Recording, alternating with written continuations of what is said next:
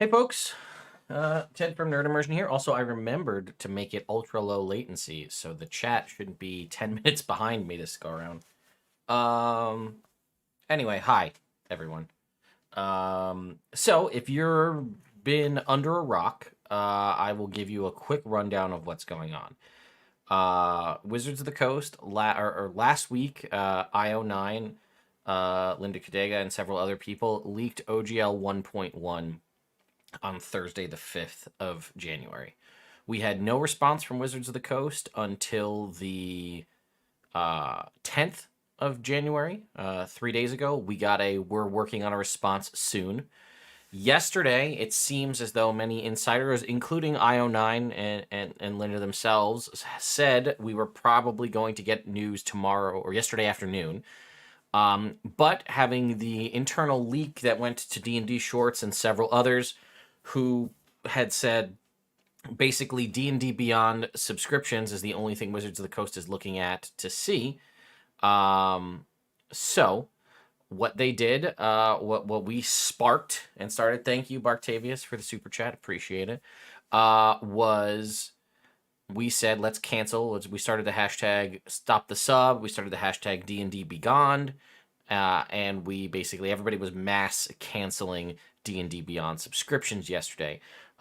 Several folks in the community as well, Ginny D, for example, who is a stand-up lady, she also said, she came out and apparently this big push from the community saying, hey, we're going to do this, really shocked Wizards of the Coast to the point where they basically decided they were not going to release any statements yesterday.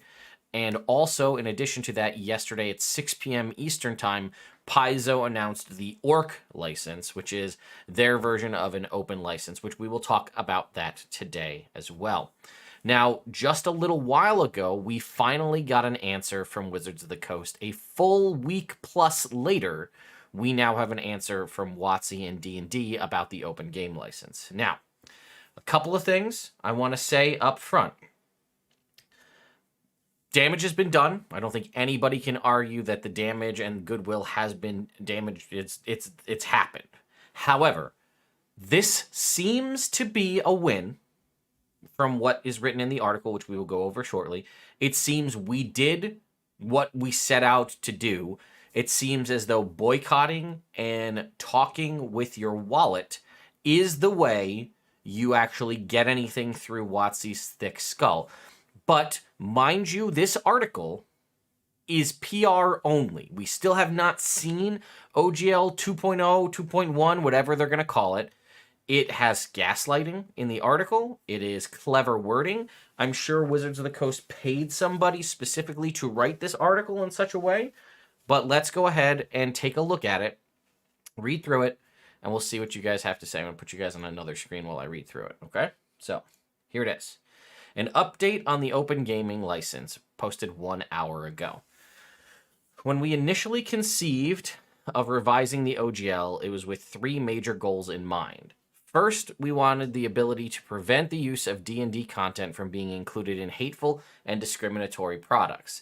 Second, we wanted to address those attempting to use D&D in Web3 blockchain games and NFTs by making clear that the OGL content is limited to tabletop role-playing content like campaigns, modules, and supplements. Now, I will also remind you that when I made a post on Tuesday that I thought we were going to hear on Tuesday, I said that we wouldn't get an apology. We would get them making up that they had to do this because of some bigger, scarier, evil threat like NFTs. And lo and behold, in the first two sentences, they don't apologize. And they do say that it was because they were doing this to try to stop some greater evil. And third, we wanted to ensure that the OGL is for the content creator, the homebrewer, the aspiring designer, our players in the community, not major corporations to use for their own commercial and promotional purpose. You're the major company. It's you. Anyway, driving these goals were two simple principles. Our job is to be good stewards of the game, and the OGL exists for the benefit of the fans. Nothing about those principles has wavered for a second. Arguable, but okay. That was why our early drafts, which we all know are lies, you don't include contracts with a draft document. That is why our early drafts of the new OGL included the provisions they did. That draft language was provided to content creators and publishers so their feedback would be considered before anything was finalized. What happens to the people who signed it already, though? That's my question. In addition to language allowing us to address discriminatory and hateful conduct and clarifying what types of products the OGL covers, our draft included royalty language designed to apply to large corporations attempting to use OGL content. It was never our intent to impact the vast majority of the community. If that was the case, then why did you, if you were going to say this is only to hit large corporations, why did small content creators have to sign an agreement, and even like middle range ones had to provide you their financial information as though you are the IRS? However, it's clear from the reaction that we rolled a 1. It's clear from that reaction we rolled a 1. Yeah, I'll say. I didn't read. Okay. It has become clear that it is no longer possible to fully achieve all 3 goals while staying true to our principles. So here's what we're doing. The next OGL will contain the provisions that allow us to protect and cultivate the inclusive environment we are trying to build and specify that it covers only content for TTRPGs. That means that other expressions such as educational and charitable campaigns, live streams, cosplay, VTT uses, etc. will remain unaffected by any OGL update. Content already released under the 1.0A will also remain unaffected. Now, there are things to think about here. Now, it does say that VTTs, so that could mean things that are using, because again, things like Fantasy Grounds, things like Roll20 have licenses to include official content in them. But things like Foundry, Alchemy, and others just use the SRD content and just have SRD content contained within them. Those were subject to possibly not be able to do that anymore given the way things had been written. However, this does seem to say, potentially, again, for now, also it says currently content already released under the 1.0A will remain affected. That does not mean that you can continue to make new content under the 1.0A. It doesn't say that you can't. Again, this is all conjecture. It's a PR statement. We will have to wait to see till we have the final document in hand. That being said, it seems as though you can continue to create as you wish currently with no fear of backlash. What it will not contain is any royalty structure.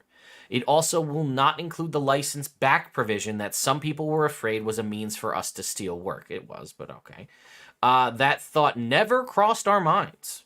Under any new OGL, you will own the content you create. We won't.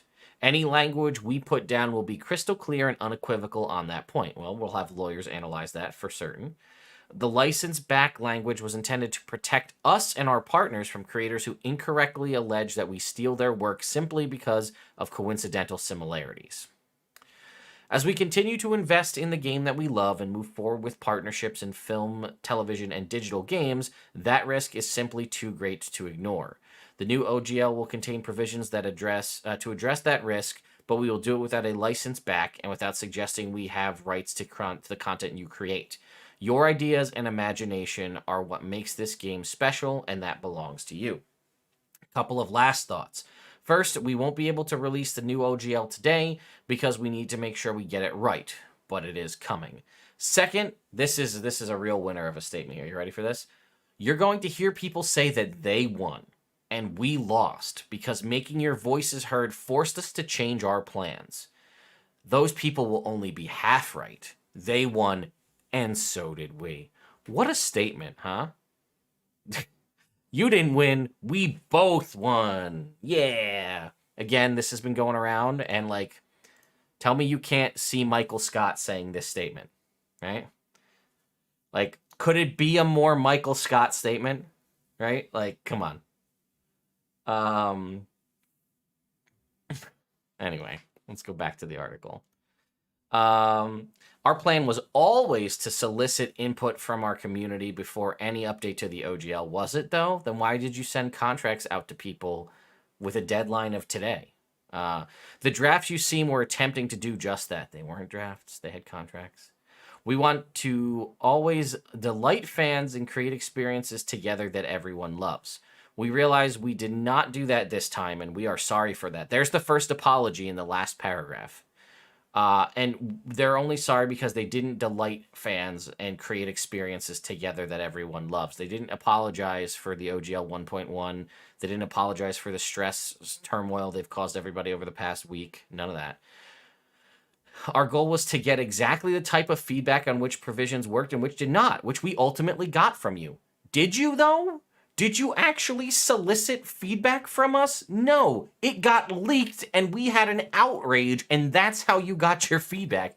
It took us mass canceling D&D Beyond subscriptions yesterday for you to be like, whoop, hold on, let's think about how we're going to go about this. You didn't solicit feedback. You sent a couple of contracts and a draft document to people last week with hopes that the scare tactic would get them to sign it, and now you're trying to say that you did this, you got the feed, like, come on. Okay, whatever. Any change this major could only have been done well if we were willing to take that feedback, no matter how it was provided. So we are. Thank you for caring enough to let us know what works and what doesn't, what you need and what scares you. Without knowing that, we can't do our part to make the new OGL match our principles. Finally, we'd appreciate the chance to make this right.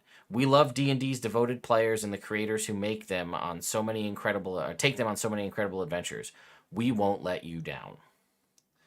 So, I mean, this is a PR statement, as stated earlier, right? This is not a look at the OGL 2.0. There are a lot of questions that this leaves, right? For example, can you still continue to create under the 1.0A? It says that content already released will be okay. Can you still do that? They said they won't have any royalty structure. Does that include the reporting of revenue? Do you still have to sign things even if you're just going to create free share-alike content? There's a lot of questions that still need to be answered. There's a couple, again, I think Mark Humes put a post out here, same kind of a thing.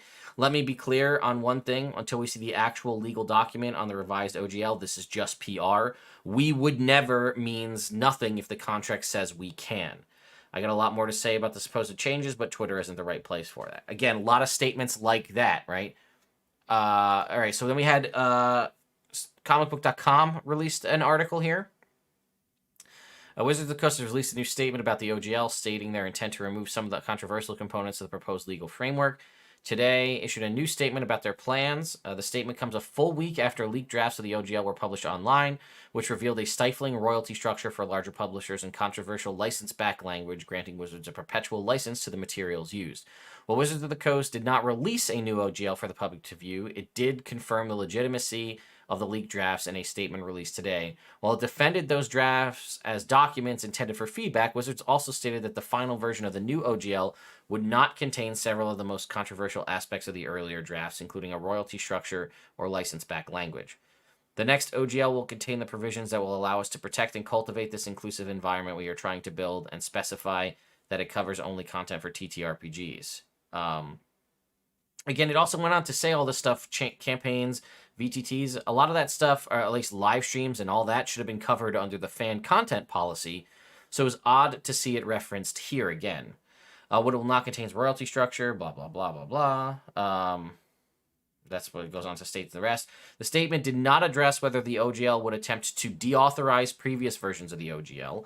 Wizards had previously told creators they could release material under any version of the OGL, albeit using only SRD written for those OGLs. By attempting to deauthorize older versions of the OGLs, creators would be forced to use the new OGL to make D&D compatible material, locking them into whatever terms and conditions were in the new OGL. It also did not state whether Wizards reserved the right to make changes to this new OGL and what sort of time frame those changes would be communicated to creators and publishers. The original OGL was released in 2000. When WotC opted for a more restrictive game system license for 4E, rival publishers such as Paizo continued to use the OGL. That's how Pathfinder came about. They returned to the OGL in 5E. While rumors had swirled for months, Wizards of the Coast and its parent company Hasbro would try to make changes to the OGL. Wizards sought to downplay changes to the OGL, although a framework for the changes noted that the publisher anyone who makes over $750K would pay a royalty fee. A leaked draft of OGL 1.1 revealed that structure of 25% of greater revenue greater than $750K along with new language, giving them the rights to the document. Additionally, Wizards sought to deauthorize the previous versions. The furor over the OGL has grown quickly, with many publishers announcing plans to develop their own game systems and to stop publishing material under the OGL. Cobalt Press and MCDM are two well-known publishers who have publicly announced plans to work on their own bespoke game systems. Let's see. The MCDM has already said they were going to, but the OGL announcement moved them up, while a movement to create a system-agnostic open RPG license is also underway. WotC is stressing that they were always planning to solicit feedback before issuing the new OGL. Leaked drafts indicate that there'd be a short time frame for publishers to opt into the new agreement, which added urgency to the grassroots campaign protesting the changes. Obviously, the new OGL has still yet to be released, and thus fans shouldn't accept the statement as a definitive victory, but the statement indicates that Wizards of the Coast is capitulating on some of the most controversial aspects of their plans. Linda also released an article here, so we're going to read theirs as well. Did I see the video I'm in? Is the video I'm in the Avengers one? Because I saw that one. That was pretty good. So what does Linda have to say? Wizards of the Coast, the Hasbro subsidiary. IO News broke the article last week. Yeah, I love the Avengers video. We'll play that here. It's fun. Actually, I don't know if we can play it without sound, because I don't think Disney will like that, but either way. A leaked copy of an updated OGL 1.1 received and reported on by IO9 last week outlined restrictions on third-party publishers, including a 25% royalty payout of revenues over $750K, and the copyright clause, which appeared to cede ownership of content over to Wizards of the Coast. All of these concerns were taken up online as D&D fans, content creators, and third-party publishers responded to the report with concern. Several prominent game publishers announced plans to stop creating content and focus on their own systems. The update from Wizards of the Coast says, quote, the next OGL will contain provisions so that it covers only content for TTRPGs. Content already released will remain unaffected. Well, thank you for the gifted, by the way, the gifted memberships. This seems to imply that the fan content license, which was previously mentioned in the OGL 1.1 draft as continuing under the new licensing agreement, will be used to protect Wizards from fan content like actual plays. The fact that they are also saying that virtual tabletops will be unaffected is a significant change, as earlier editions stated that, quote, non-static, end quote, media will be disallowed under the new OGL 1.1. This is likely a massive release to numerous companies that are working on creating and innovating in the VTT space, but without the full updated OGL, there's no rock-solid assurances yet. Another announcement is the fact that any updated OGL will, quote, will not contain any royalty structure, end quote. This is a huge change from the previous iterations, which had a tiered royalty structure that required all commercial projects to report to Wizards of the Coast. One of the reasons for this change seems to be the response that people had the language about copyright and ownership in the OGL 1.1. The update says, quote, any language we put down will be crystal clear and unequivocal on that point. The license-backed language was intended to protect us and our partners from creators who incorrectly allege that we steal their work simply because of coincidental similarities, end quote. The announcement goes on to include the expansive IP projects that Wizards is taking on, a movie, a television series, and digital games. It's clear that Wizards of the Coast cares much more about protecting the cultural currency of Dungeons & Dragons before they think about anything else, including fans, content creators, and third-party publishers. Let's read that again, because Linda's on fire. The announcement goes on to include the expansive IP projects that Wizards is taking on, a movie, a TV series, and digital games. It's clear that Wizards of the Coast cares much more about protecting the cultural currency of D&D before they think about anything else, including fans, content creators, and third-party publishers. Man, they are spicy, and I love it. So there you go. That's the articles and things that exist so far. I'm going to jump over to the chat. Holy crap, there's 3,000 of you again. God. Welcome, everybody. Hi. I'm going to scroll up in chat so I can see if I miss anything. But I will also say I think I covered most of the concerns that a lot of folks have been issuing in a lot of the different Discord servers and things that I'm a part of, where folks are saying, you know, it seems like it's a win, the fact that they remove royalty structures and things of that nature. So I see somebody over here in one of my Discord servers says, I think Gandalf summarized this whole shit show up perfectly. The battle for Helm's Deep is over. The battle for Middle Earth has just begun. Yeah, that's what, like I said, it's a lot of things going on, and there are a lot of questions. I unequivocally believe that we did this. Our boycotting, our canceling D&D Beyond subscriptions, all of the comments and things that we've been doing, we made this happen. We made them basically. They seem to have nuked OGL 2.0 that they were going to release yesterday with that FAQ that D&D Shorts did a video on this morning. It seems as though they basically just canned that entirely. It doesn't exist anymore, and I purely believe that it's because of the stuff that we did that made that happen. So, very cool. And again, it shows that we can, if we band together, make things happen. And that's probably one of the coolest things out there is the groups coming together and making this stuff happen. So, let's continue. Let me go back and read through your guys' comments because you have so many things you guys have been saying, and I've missed out on a bunch of it while we've been sitting here. Okay, let's see. I'm going to move you over to my main screen so it's easier for me to see. WotC will just leave a provision in the new OGL and slowly tighten the new. So yeah, it's potential, right? We have to see if it's irrevocable. Can it be changed at any point? Again, it's all PR conjecture at this point. Yeah, the gaslighting. I want to know what the internal battle at Hasbro was like. Yeah, agreed. We should ask how many contracts were they able to extract before today? Yeah, that'll be a good question, right? How many people signed the contracts that you sent out in your draft language, and then what happens to them? Are they locked in now? Okay. Let's see. It's not kidding about the gaslighting. Us taking 25% of your money as being inclusive. Yeah. I've never seen such gaslighting from reviews. Yeah, let's see. I'm keeping my 5e stuff I already have.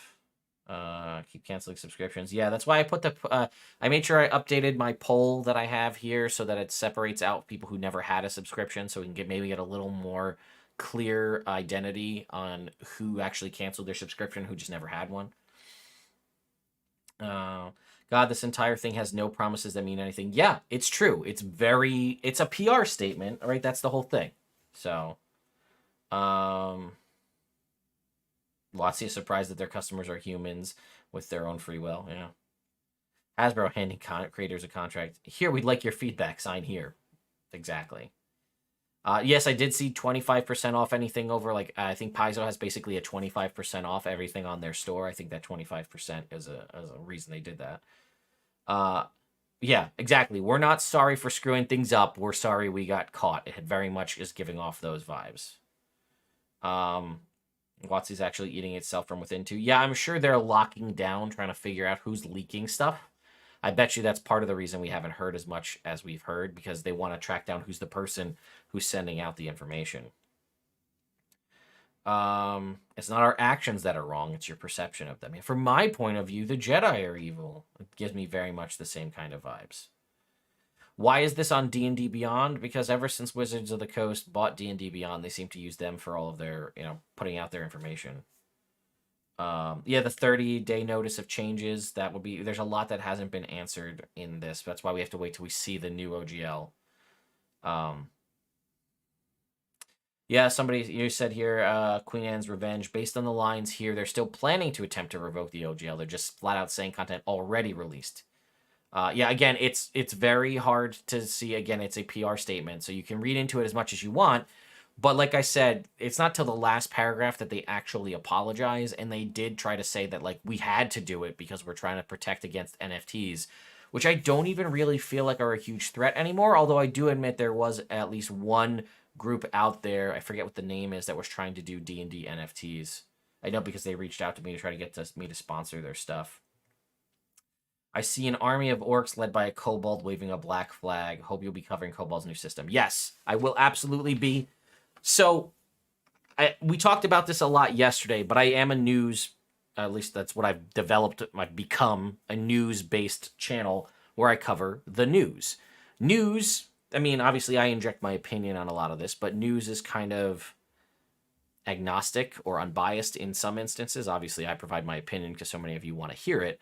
But that being said, I am still, like, we're obviously going to wait and see what the OGL 2.0, 2.1, whatever they're going to call it ultimately is. And that may end up, I mean, like I said, a lot of people, we brought it up yesterday. We've brought it up in countless other videos and comments. Is there anything Wizards of the Coast can do to get you back? And for a lot of you, the answer is no. And I totally understand and respect that. But for some people, they've invested so much into this, it's too much for them not to. So while they're not happy with the decisions Wizards is going to go, they won't ever trust them again, but they may still continue to play the game, which is why I put out a tweet and a community post this morning asking about other content and like character management services that people use other than D&D Beyond. Because while some people are okay just packing up and leaving D&D entirely, and again, totally understand and respect the decision to do that, some people won't do that, but they are still trying to do their part by doing things like canceling D&D Beyond. Perhaps they have ongoing campaigns that they want to finish, and they want to be able to ride that out, and they're looking for a way to do that without supporting something like D&D Beyond. So if they're going to do that, they want to know, what other things they can use, what other tools and things they have access to out there. So I will still be covering what's going on with this, new OGL. We'll see what happens. And then depending on where the community lands and what we actually see. And I will absolutely be talking with lawyer folks and I have a couple of friends who are lawyers, some of them IP, some of them otherwise, that I will bring in to discuss the new OGL, whatever it looks like when it's finally released. We could maybe do it live. If you guys have questions, we can maybe do like a live interview back and forth with me and them while we read through it, get their opinion. I think that could probably do pretty well. Could be an interesting thing to see. So we'll do that. But obviously, yes, I am still going to be keeping an eye on what's going on with Cobalt Press and Project Black Flag. Knowing so many kobolds and working with so many of them on other stuff, this may be an opportunity for me to jump in on a game design spot if I can as like a freelancer, possibly. So I'll be covering that as well, and we'll see what else we continue to cover as time goes on. Sonic Halo says, still going to play the 5e content I love and own, but Wizards isn't seeing another cent of mine until they, legally binding. Yeah, this is what I'm saying. This is exactly what I'm talking about. Plow them under, #OrcStrong. Yes, the Orc license from Paizo is a fantastic thing. I do actually we'll talk about that in a little bit. My lawyer friend Noah also put out a couple of questions about it, because I had questions too about like, why are they doing it? What's the benefit of putting it under a not-for-profit? They said they're going to be doing things like releasing it to help other people, and I was curious about that as well. How the hell is 750K considered large for any company? It is relatively tiny, honestly. But either way. Drafts don't get mailed to people with demands for signatures. Agreed. Was totally fine with them updating it to allow revoking the OGL from bigots. That was never the problem with Moju. Yes, that's the other thing that I agree with that language, right? The only thing that a lot of potential cynical people have brought up is, what people deem as bigotry and things like that is subjective potentially to Wizards of the Coast to just use it as an opportunity to cancel anybody from creating content. I don't think that was the intention, but cynical people will be cynical. Okay, thank you again for all the subscriptions. Let's see. The employees of WotC are also fighting within against their draconian bosses. Yeah, that's another thing. Some people have put it out there, and I'll agree too. Please don't harass people at Wizards of the Coast or D&D Beyond, right? A lot of them are kind of handcuffed by the company they work for. It is just a job, and it might have been their dream job to work for someone like Dungeons & Dragons, and they can't help what's happening, and they may not be in a position to just leave or anything like that. So let's not harass the people. We'll go after the company with our wallets like we have been, and that seems to be the one that sticks the most. It provides the most impact. They've broken the trust of the community that supports the growth of their business. It's true, right? Apparently, they're editing their statement in real time. Let's see. WotC's eating itself. Thank you again, Eric, for the gifted memberships. Appreciate it. Yeah, the OGL 2.0, at least the FAQ leaked, and that was covered in D&D Shorts video this morning. Weasels of the Coast, yeah. Thank you again for all the super chats. I'm working my way down to them. We just covered the latest article from D&D Beyond. Too little, too late. Yeah. I saw you were online after I saw D&D Shorts VOD on YouTube. Well, hey, at least the live thing on YouTube's working.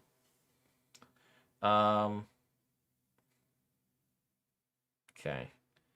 Let's see. We haven't won yet. They will only win if we accept the new OGL. Yes, correct.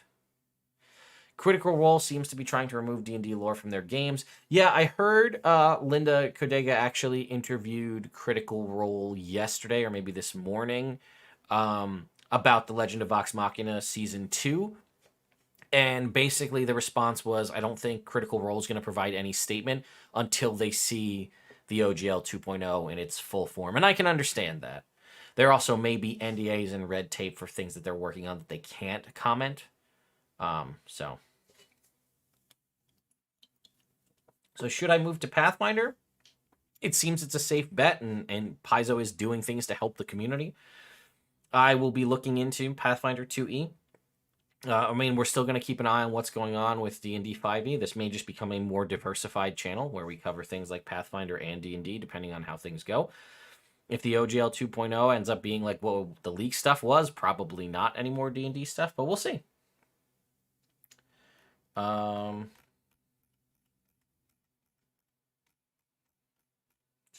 up. You take a press card to your hat now. That would be interesting. Maybe I'll do that.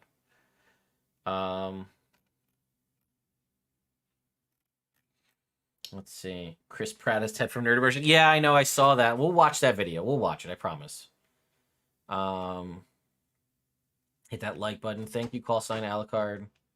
WotC sees D&D as a game. We see D&D as a lifestyle. Oh, thank you, honey. You could say hi. Say thank you. Say hi to everybody. They always want to meet you. Hi, I'm Claire. This is my wife, Claire. This is Nerd Immersion. Thank you for supporting the channel. Yeah. Thanks, man. Oh, what a great surprise. Lunch. Ooh, sweet chili sauce, too. Nice.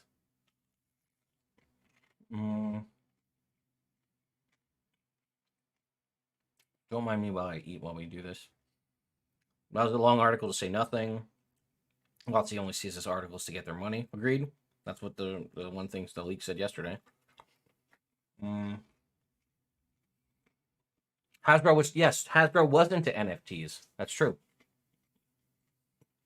As an indie RPG creator, I was horrified by the OGL announcements. I stand with my fellow creators and cancel my sub to D&D Beyond. I'll gladly send you one of the games to peruse sometime. Thank you, Geek Chef. Yeah, we'll have to get that going for sure. The announcement happened. It's on D&D Beyond. I'll put I should put a link to it in the video description. Let me do that right now. So if you guys want to go and read it, you can. We covered it at the start. Oh, it's in. I did put it in the video description. So if you expand the video description, you can see the article that had the announcement.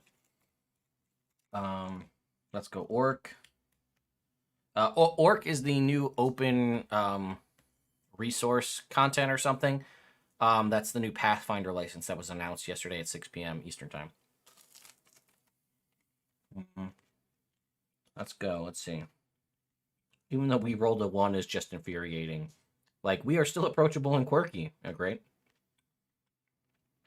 It will be the public spokesperson that they send out to try to fix this. I feel bad for whoever it is, that's for sure. This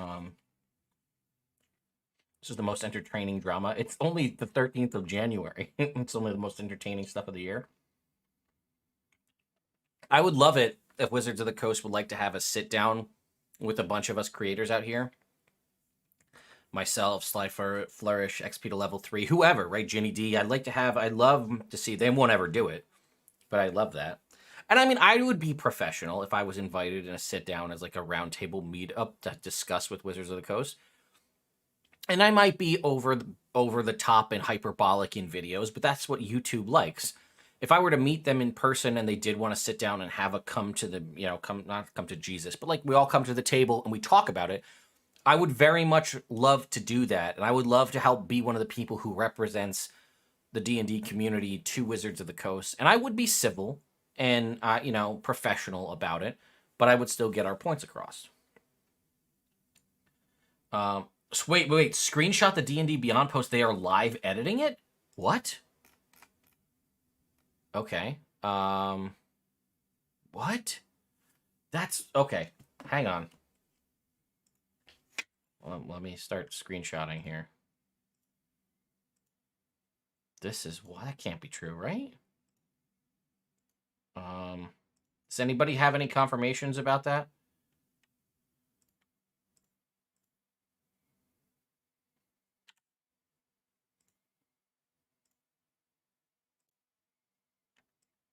I saw some people saying that, but I thought it was a good joke.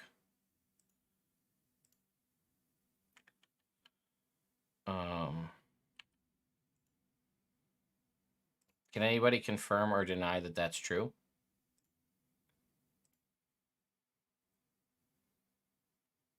That they're live editing the document? Okay, I saved a copy from what I had from when I reviewed it last. We'll have to go in and check on that. Okay. This response infuriated me. I wish I could cancel my D&D Beyond subscription a second time.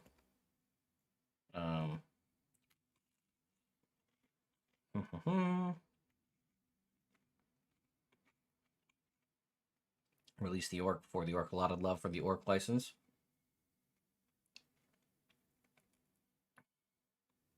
Protecting against bigotry is the most likely in reference to TSR. Yes, Indoor. Agreed. I agree that I think that protection against bigotry and all that stuff is definitely tied to the TSR stuff from earlier.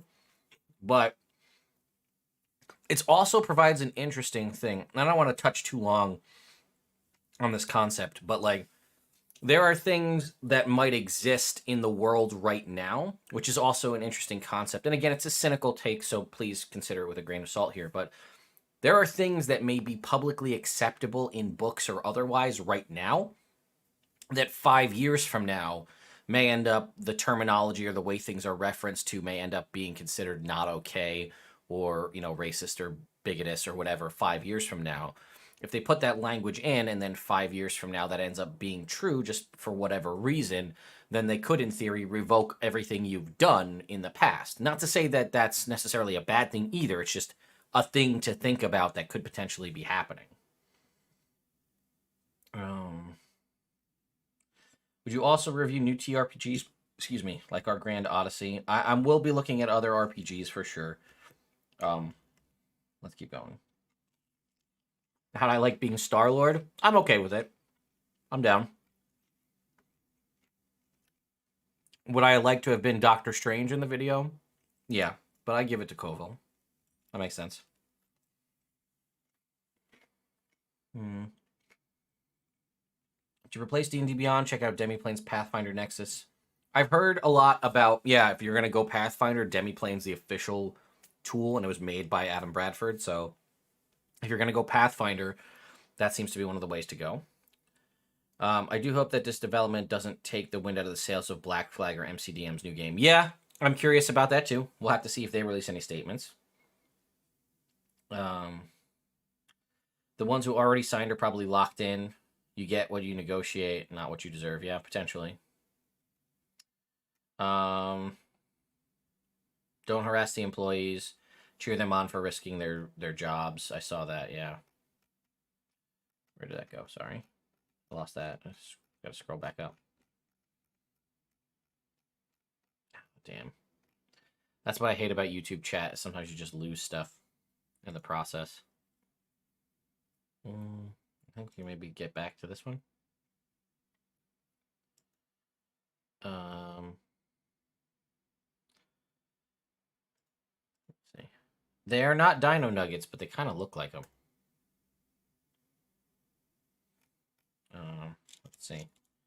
Everybody says hi, Claire. They are some kind of chicken nugget, yeah.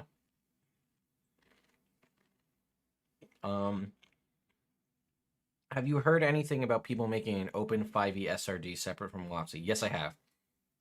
DM Dave jumped back to doing 5 elements, which is like his version of it, which is also cool. So that's, again, you currently have Project Black Flag from Cobalt Press. We don't know what that's going to look like. You have 5 elements from DM Dave. That's separate. You have MCDMs, and then you'll still have 5e, and who knows what else is going to happen.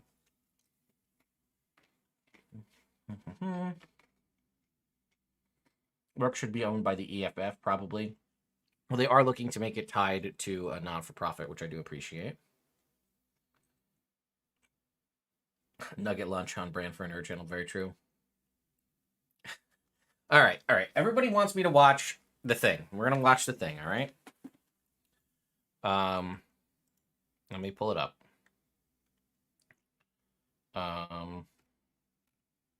I've been tagged in it. Here it is. Hang on. Okay. Here we go.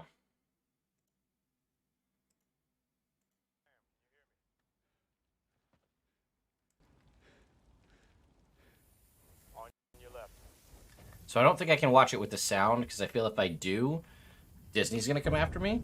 But everybody's telling me I gotta watch it with my sound on. So I don't want to have this completely demonetized. So we'll just turn it down and talk over it, that's all. It's really cool. I've watched this thing like 20 times today. You know? It's just very exciting. You know? I don't know. Maybe I'm just too big of a nerd, but I really, really like this video. You know? There's me! Ah! Pretty exciting, I'll be honest with you. I really, really like this a lot, I'll be honest. So, I mean, you got all, it's so cool to see all like this. I love whoever did this. It was awesome. I think it's a double crit fail or something. It's so cool. I love it. You know? It's so well done, too. But you wanted more? That's the thing, right? I love that Paizo bursts out as Ant-Man. As, like, the big one above everybody else. My only complaint is that Cobalt presses Rocket. I feel like he's too small in comparison, but overall... And I love this. This shot is so good. Where it pulls out, it gets everybody. And then when everybody assembles, you see more people come flying in. And they took the time to tag people as they move through it. Look at this. I love this part. Like, you got everybody lining up, and they're still tagging people. Crit Crab, D&D Shorts. And then everybody comes flying in, and then you can see Open D&D is the big mass of people running in. We get Joe Cat. You'll see Asmund Golden, Moist Critical coming here. Mr. Rex. It's so good. And it's just Hasbro, and then, like, everybody's comes flying in. It's just... I know it's... I'm, like, so geeking out over this. I think it's so good. It's so good. Oh, man. I'm sorry. It's so good. So good. That one makes me laugh.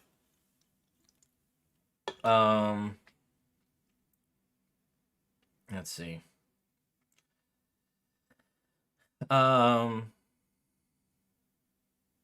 Let's see. When did the stream start? Because they've already edited the post. Yeah, we'll have to go in and look. The Open RPG Creative Licensor Orc. Thank you, Over Goddess Washu, for saying that. Am I gonna keep playing D&D or wait for the new OGL? It's hard at this point. Like, I have campaigns that are already underway, that have been underway for a while, that I'm running and that I'm playing in and stuff like that. So, you know, I want to finish the stories, and I don't know how difficult it would be to convert them over to whole new systems, you know.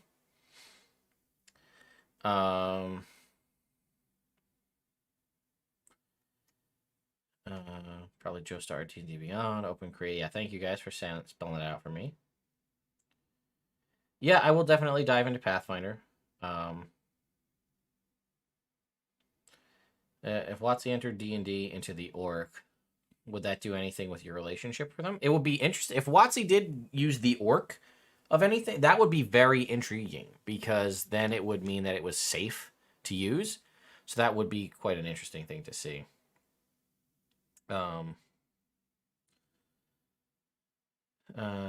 Yes, Captain. No one has won here. They're praying we'll forget and fix the terms. Yes, I agree. Like I said, it's a PR statement. We talked about it, right?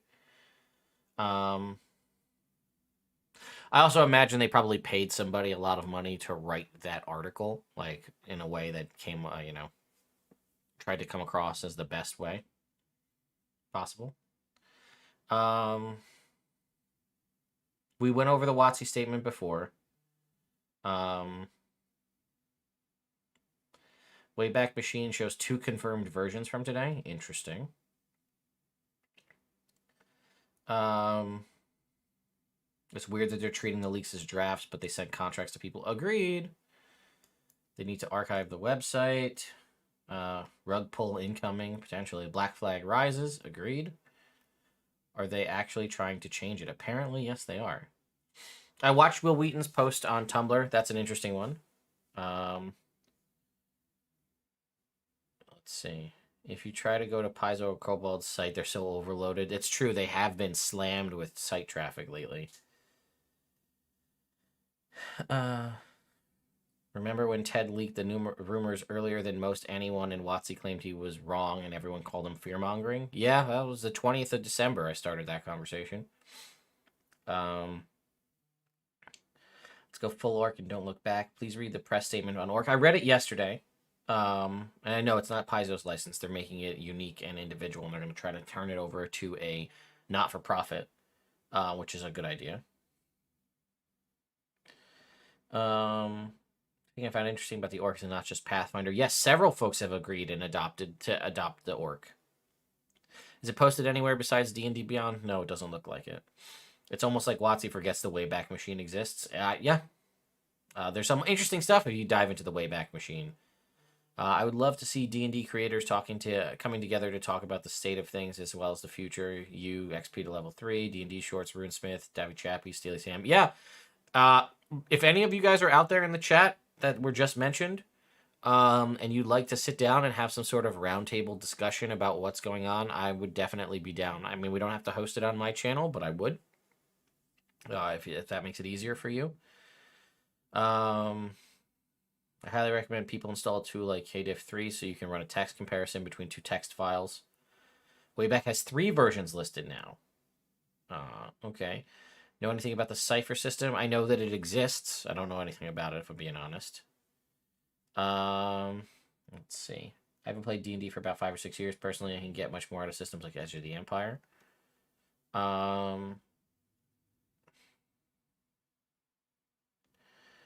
Let's see. Hasbro removed the "we're all winners" sentiment, most obviously. Oh, okay. Hang on. Did they? No, they did not. No, come on. All right, I'll have to come back and take a look at this. If somebody's chronicling things, I'd love to see it. People are saying they removed the "we win" bit. You might have to reset your cache or something like that. It was a draft. We wanted your feedback. Lie. WotC has been making moves to appear inclusive. The only downside to that is how do you take into account future changes in culture? Yeah, agreed. Are they really changing it? Yeah, apparently people are saying they did change the article live. I can't confirm or deny that at this point. Enter this line into your browser console, F12 console, and it will tell you when the page was last edited. People are saying they removed the "we won 2" part, and I don't see it. But, okay. Let me show you guys. Okay? Now, I'm still... Okay, here's a good idea. All right, what we're going to do, we're going to copy this. We're going to go to another screen over here, and we're going to open an incognito window. And we're going to look at it over there. I still see it. I still see it even in an incognito window. See? Still here. I hear a lot of people say that they won because we were making our voices heard. Those people only half right. They won, and so did we. I still see it. So people are saying they removed it. I don't see that.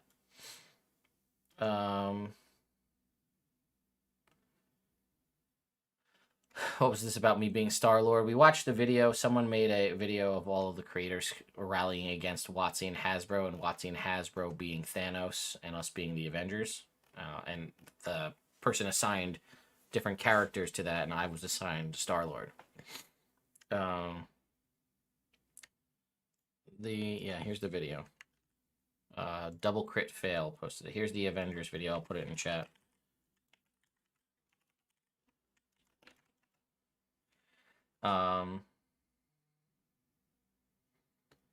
Let's see.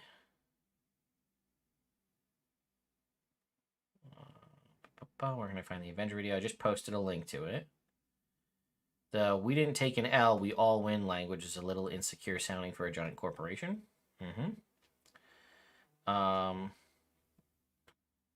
Let's be clear, the issue isn't with D&D, it's with the people who are trying to monopolize D&D. Keep playing D&D, just don't buy more stuff until they submit. Yeah. Let's see. I linked the Avengers video. Sorry for not doing it earlier. Bad press is still press. Humans are just hairy kobolds. Who buys D&D when WotC tanks? What if they use Chat GPT to write that whole statement? That would be interesting. Will Wheaton made a Tumblr post about the OGL. That's a pretty good read.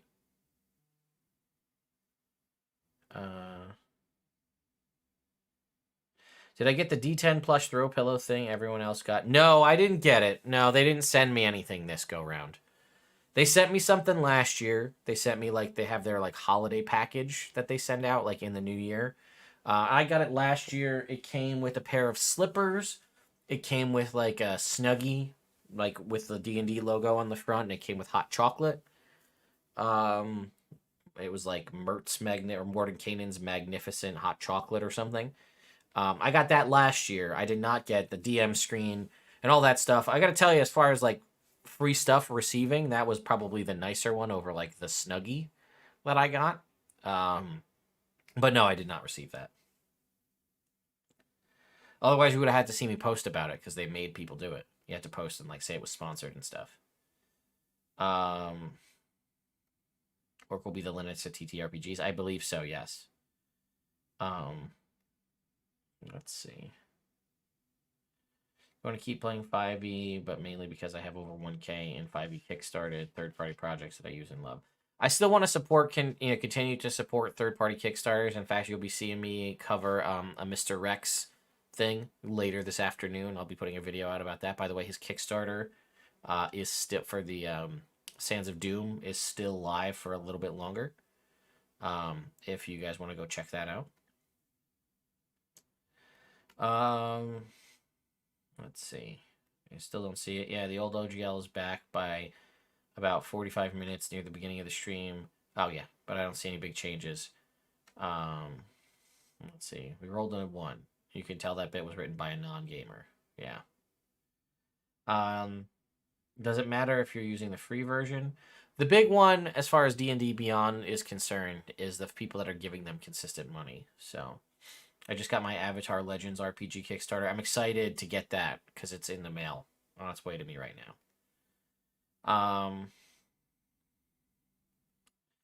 I refreshed without cache. People are saying, does anybody still see that part where they removed it? Because I'm not seeing it myself. Oh, check my Discord. Mr. Rex, I'm going.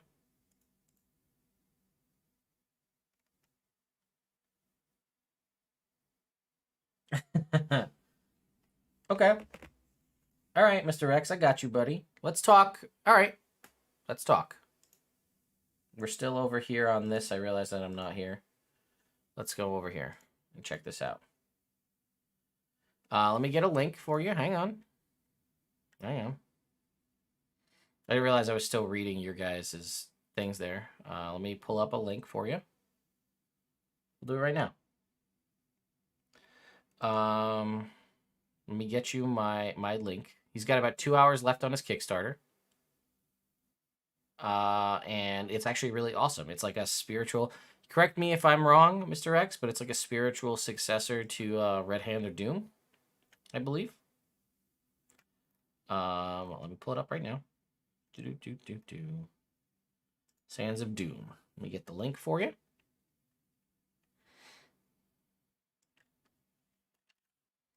Post it here.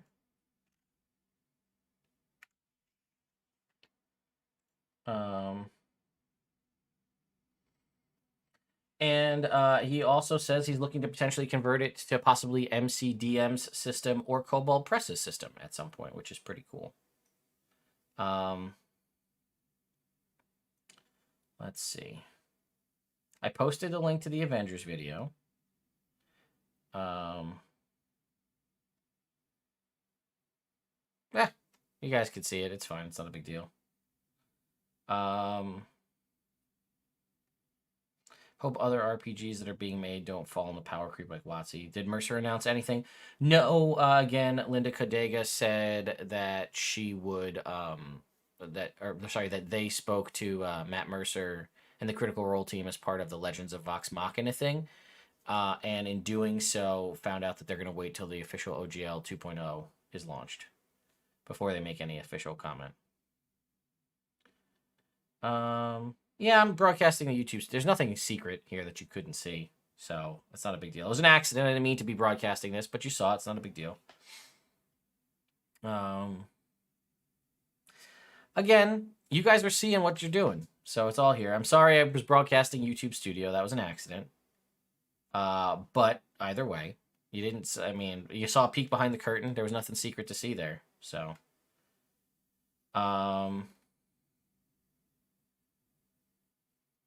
let's see. All right. So, we did read the new wizard statement. So, let's go ahead and where are we? We got a link. Let's go ahead and put our link in here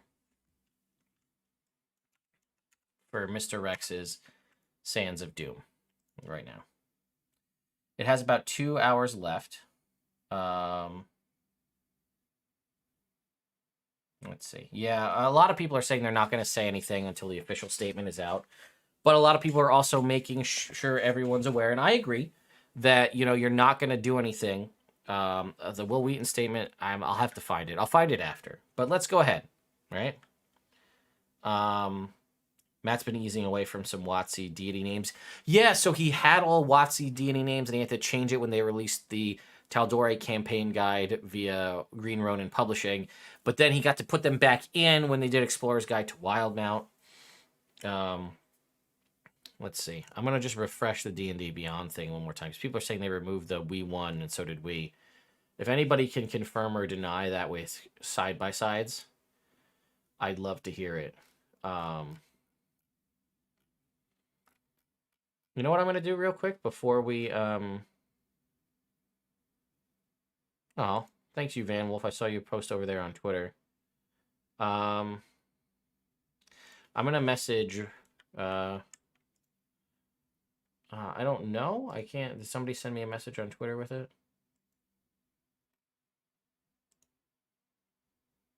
Okay. I'm going to message Linda real quick. And then we're going to talk about Mr. Rex's thing. I just want to move so I don't get this sweet chili sauce all over my arms here.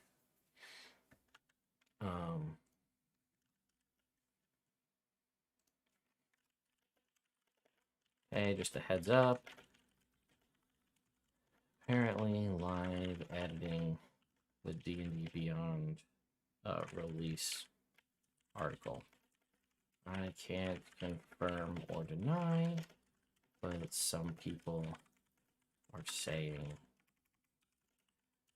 they're seeing different versions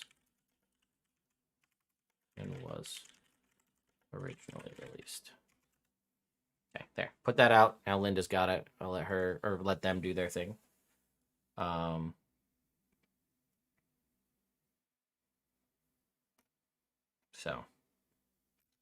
All right. What are we going to do with the 1D&D articles and surveys? Do we still fill them out and hope for the best? Yeah, that's such a tricky thing, too. By the way, Linda is on it. So, I trust them implicitly to take a look and do comparisons. Okay. So, let's go ahead. We got 105 minutes left here, folks. Our good friend, D&D lore expert extraordinaire, Mr. Rex, has a wonderful Kickstarter that has 104 minutes left to go. So you want to get in on this? Now is the time to do so. Has obviously blown past the initial funding goal by a ton. And let's go ahead and take a look at what we've got as far as stretch goals unlocked. We're funded. We've got a bunch of new locations. We're actually past the stretch goals that he's got listed here. Final stretch goal, unlock, join the undead horde, the evil route. Well, look at that. Smash that like it was nothing. So, again, this is, again, a spiritual successor to, God, whatever I said at the start. You can see here. Let's go ahead and scroll down. You know what? Let me just talk to him over here. See, do you got anything you want to specifically talk about here, Mr. Rex? Do you got anything you want to let us know, and we'll gladly cover it for you, friend. But I will.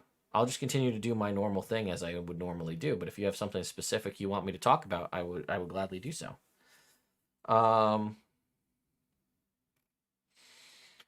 And I just want to grab the link here and post it in the chat. This is a reference link, by the way, so if you do sign up for Mr. Rex's Kickstarter during this stream, or if you sign up via this, it will be known that you came from Nerd Immersion. Can I pin that? Is that an option? Yeah, replace pinned message. There we go. It's now pinned to the top, the Kickstarter for Mr. Rex. So, that being said, let's go ahead and take a look.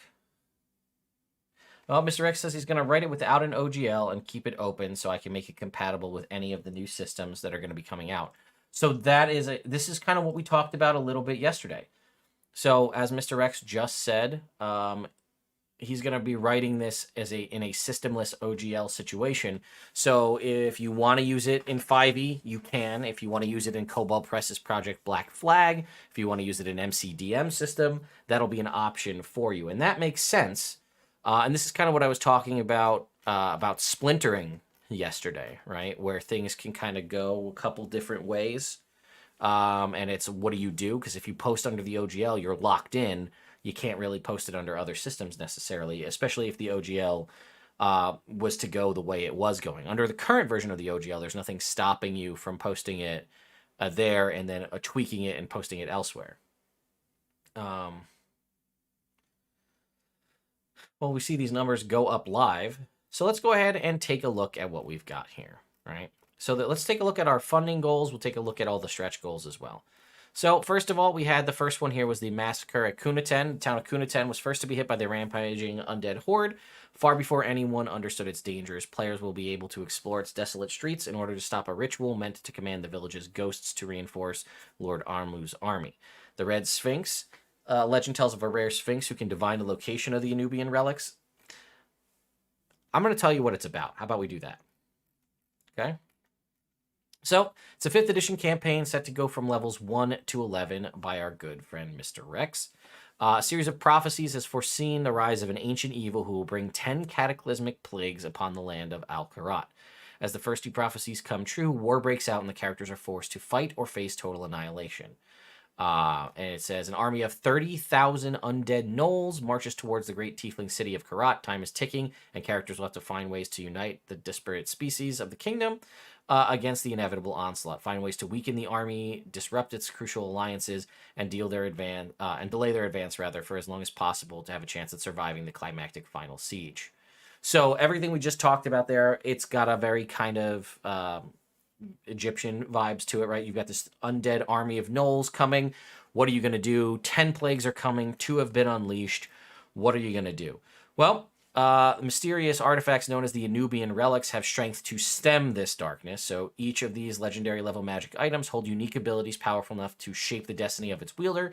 Fight in a race against time to collect these relics before others do. Again, this is giving me very much, as I said in my previous video, 1999 mummy movie vibes, where they're trying to like get the relics, kind of keep the canopic jars safe before Imhotep can get them, and then, you know, be coming into his final form. It gives me very much vibes like that, which I very much am all about.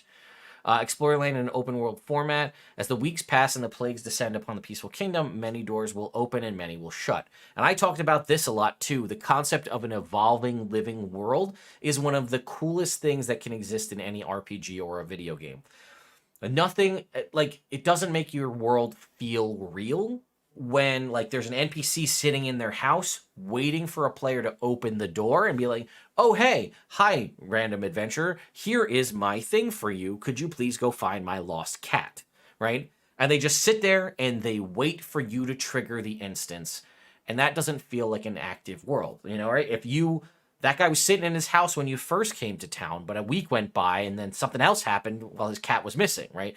The world is evolving. Things are happening without the players and the characters instigating them. And that makes a world feel real, feel lived in, and it gives the players also that fear of missing out concept. Like, oh crap, we missed this. We could have been here and saved this from happening, but because we were over there dealing with that, we missed out on the ability to do this. And I mean, sometimes in video games that can suck, but it also adds to the replayability, which will also add to the replayability of this adventure. You might have gone through a certain path the first go around, and then it turns out if you went a different path, you might have gotten a cooler item or done something you had never done before, but you know, you had to do something different earlier on to trigger that branching path. And again, it says the world will respond intelligently to characters' decisions, and villains will not sit idly as the time passes, which is also another one, right? The villains are just like sitting on their throne, waiting for the players to do something. No, they're actively working and doing things behind the scenes that the players will learn about as they continue through the story. The war shaking the landscape and stir dormant threats that now roam the desert. These powerful creatures rotate throughout the campaign, endangering characters that are not careful. Encounters with these bosses are not random, however, as they will follow very specific schedules and will react to the ever-changing world. Characters that wish to tackle these formidable opponents will have to hunt them down using every bit of knowledge they can muster about monster biology and lore to succeed.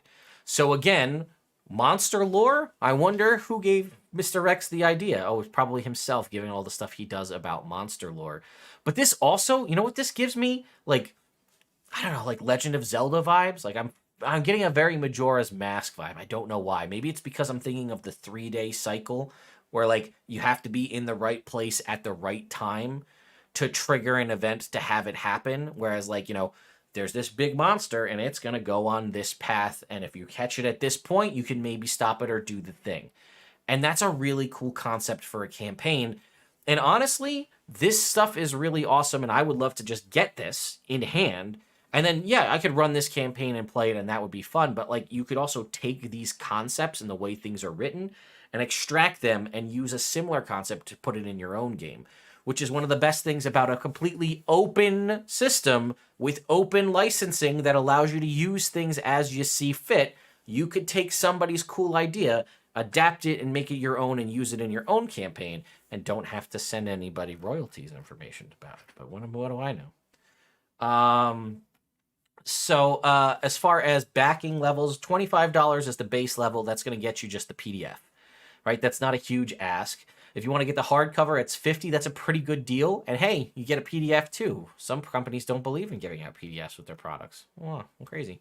$85 will get you both the PDF and the hardcover. It'll get you a tactical map pack, a DM screen, as well as, I forgot about this, professional voice acting and an original soundtrack. I've talked about this a bunch too, that music and sound effects and things can do so much about pulling you and drawing you in.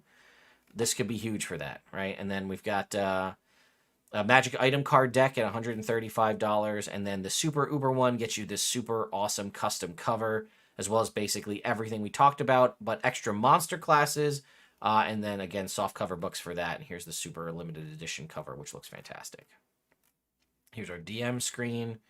We have a little bit about monster classes, which I've talked about, which I'd love to make a separate video on these, which is just a cool concept. If you want to play like a troll or an elemental or something like that, instead of having, you know, being an elemental species and then having like 20 levels of fighter, it's its own class in and of itself, which is an interesting concept. And then again, the deck about magic items and things like that. And then there's a variety of different add-ons as well. Armor redesign, more monster classes, things of that nature. And again, here's all your add-on pricing, which is pretty cool. And as I said, it's still live for 94 minutes, so still plenty of time to back it. And again, we have all of these different stretch goals, which the roaming bosses we talked about, we can see we have a handful of them. The Red Sphinx, which was interesting that it had an option to divine where the relics were. Here's another relic, the Anubian Tiara. Again, caught by the horde, players would be wise to avoid losing in battle against an army of commanders of the horde, lest they be raised against their will and forced to join the army. This stretch goal, however, allows player characters to be captured instead. A big section will be added for players to be able to escape confinement and explore what it feels like to travel amongst the horde. This will allow the option for player characters to potentially take out certain leaders, snatch items of value, or perform missions of reconnaissance and sabotage. That's really neat. We have the Armored Serpent here. Again, another big kind of purple worm roaming boss. 20 new magical spells that are tied to the desert and things like that. Pretty neat. And then again, the final stretch goal will unlock the possibility for players to side with the bad guy and siege the city of Al-Karat alongside the undead forces. This will include playable content such as quests given by the villain, as well as new encounter options for the final siege exclusive to those who side with the horde. This is the last content unlock. So not only do you have all that cool stuff we talked about, there's also an option to play the bad guy. That's pretty sweet. Yeah. I gotta say, that's pretty damn awesome. So, there you go, folks. It's a pinned comment here on the channel at the top if you want to go back Mr. Rex's Sands of Doom via my link there. So, all right. Let's go back to talking about all the other nonsense that we've been talking about here. Or head back and take a look at the chat, see what you guys are chatting about. The affiliate link is pinned at the top here, at least it should be. Let's go back and see what you guys had to be saying here. Let's see. I've already canceled my D&D Beyond sub. We'll finish out the 2 current campaigns. Yep. Ted's got a great demeanor. He's great for PR. Oh, thank you, sir. Thank you, J.R. Graham. Appreciate it.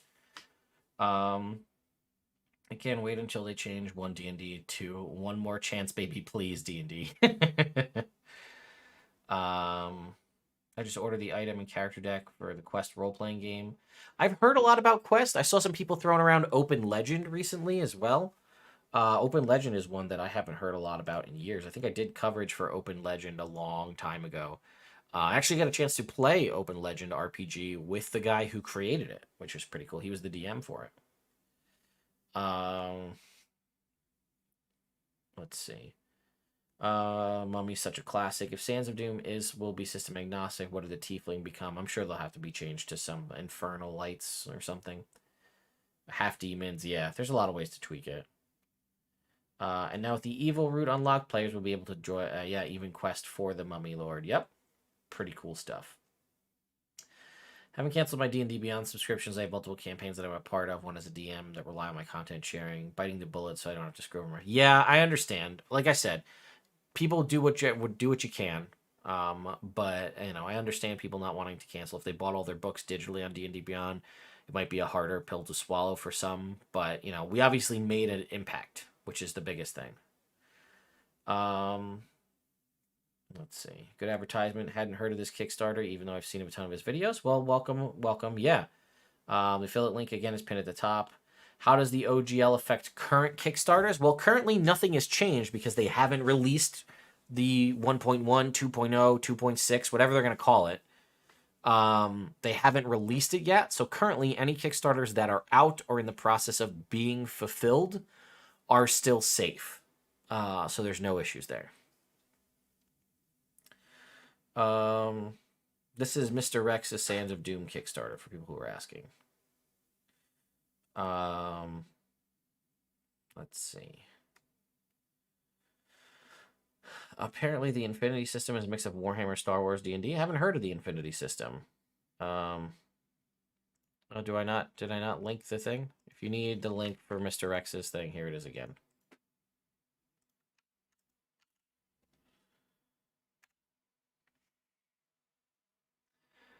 Members of YouTube's gaming community are calling out the video hosting site for adding new regulations regarding profanity usage and violent content. Yeah, I have heard about that, about the new terms of service for YouTube. We need to start making a distinction between 5e, the rule system, etc. WotC doesn't own, and D&D. Yeah, very true. Do you think WotC can come back from this? If so, what do they need to do? Bring D&D to... If they brought D&D to the Orc, that would be something. I don't think they will, but that would be a pretty big olive branch to the community and show them putting it under an open license that's not even owned by them. That would probably swing a lot of people's opinions, I would imagine. Previously, YouTube's violent content policy applied to images of real-world violence, though game violence is now specifically noted. Yeah, so that's a tricky part too, right? I mean, you're playing like a horror video game, and you put content out, like, you could be in trouble for it. People have said they're live editing the statement. I didn't. I'm gonna go back and look at it again. Let's do it again. Let's refresh. I don't see anything drastically different. People have said they've seen some stuff changed. I haven't seen anything personally.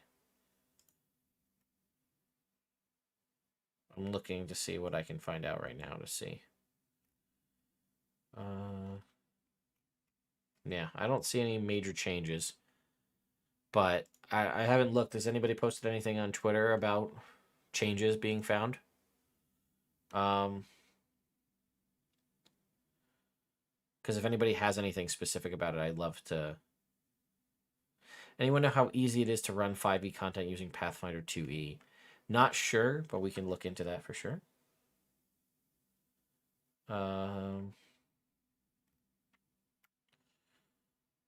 Okay, nobody's. People are saying they did a comparison. There's no change. Okay, maybe people just saw it on like maybe it was like in a different format or something. I don't know.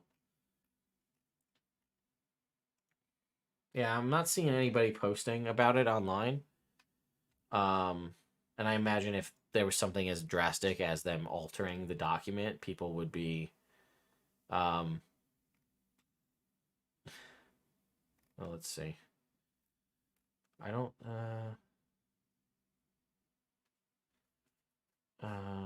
let's see. I see people saying there's a bunch of lies in the statement that they provided.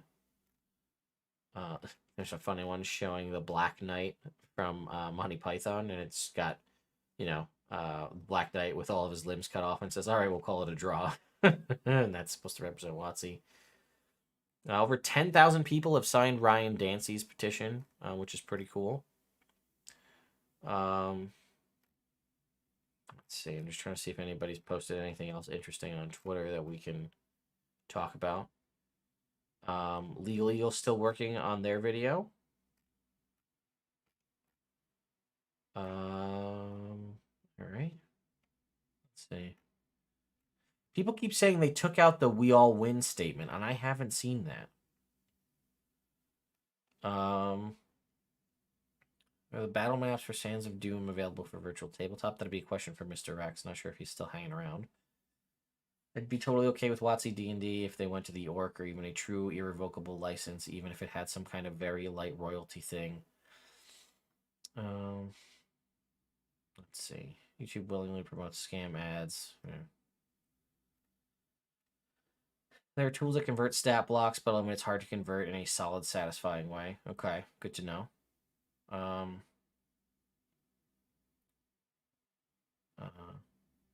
Yeah, I know the unsubscriptions to D&D Beyond was the big thing. It seemed to really affect people. Symborum, is that how you say it? You should watch it. I've heard a lot of these different systems that people are referencing, so yeah.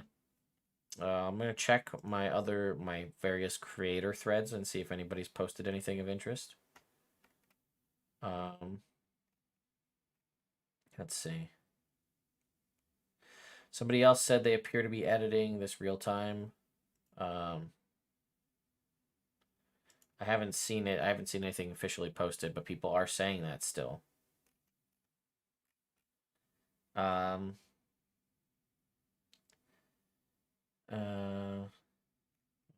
I'm not seeing anybody officially pull out anything showing side-by-side comparisons.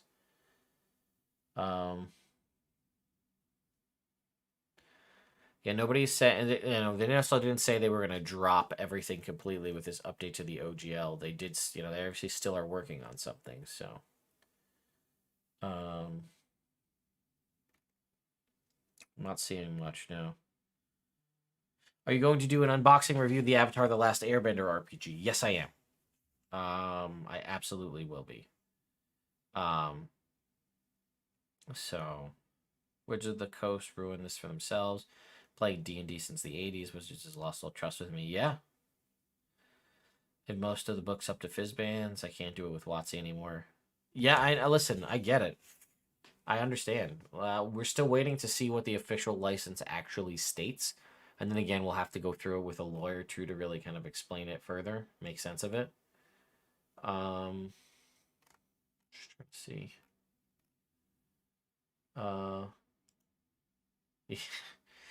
I got to tell you one thing that I did not anticipate that's come out of all of this nonsense is the memes are on point. There are so many good memes from this whole scenario. I love it. That's something that I do very much enjoy. So yeah, I mean, again, I also want to remind folks, for people who are like, okay, we saw this, we won, or even though they said we won. Do you recall that on the 20th of December, I made a video saying that basically, like, we got to watch out, they're coming for us. And then everybody called me like a fearmonger and everything like that. And then they made their video or their post that said, like, the OGL isn't going to go away, everything's going to be fine. And then so many people came after me after that video and said, or after that release from D&D Beyond, and said, like, oh, these hot takes aged like spoiled milk or blah, blah, blah, and all this stuff, basically saying, like, you were totally wrong. They aren't going to do anything with the OGL. Look at D&D Beyond made a statement that said the OGL isn't going away. And we are where we are now. And then all we have is a statement from Wizards of the Coast walking back everything that they said. But they've done this before. They've released statements that are kind of a fluff PR statement that doesn't actually say anything substantive. The only thing we have going forward now is we have to wait for this new license to see how it compares. It'll be very interesting to do a side-by-side comparison of the leaked OGL 1.1 versus whatever this new one is and see how much has actually shifted and changed. I'm very curious. Let's see. Could just be people parroting rumors based on random people tweeting things. Some areas of Twitter don't really fact check. It's true. Paizo moved quickly with their own OGL announcement. Yeah, that's again. They pivoted very quickly based on everything that's been going on. Changes are going to come anyway, whether people like it or not. WotC has incentive to protect itself. Yep. DM'd you a screenshot comparing changes to Twitter. Okay, let's look. Where did we get that? Was that on Twitter? Oh,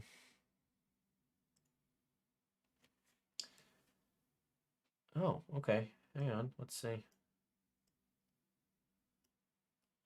Let's see what the difference is. It will not include the license back provisions that... Oh, interesting. Okay, let's see. I want to look at it. It will also not include... Okay, that's that. And let me look at my own personal screenshots.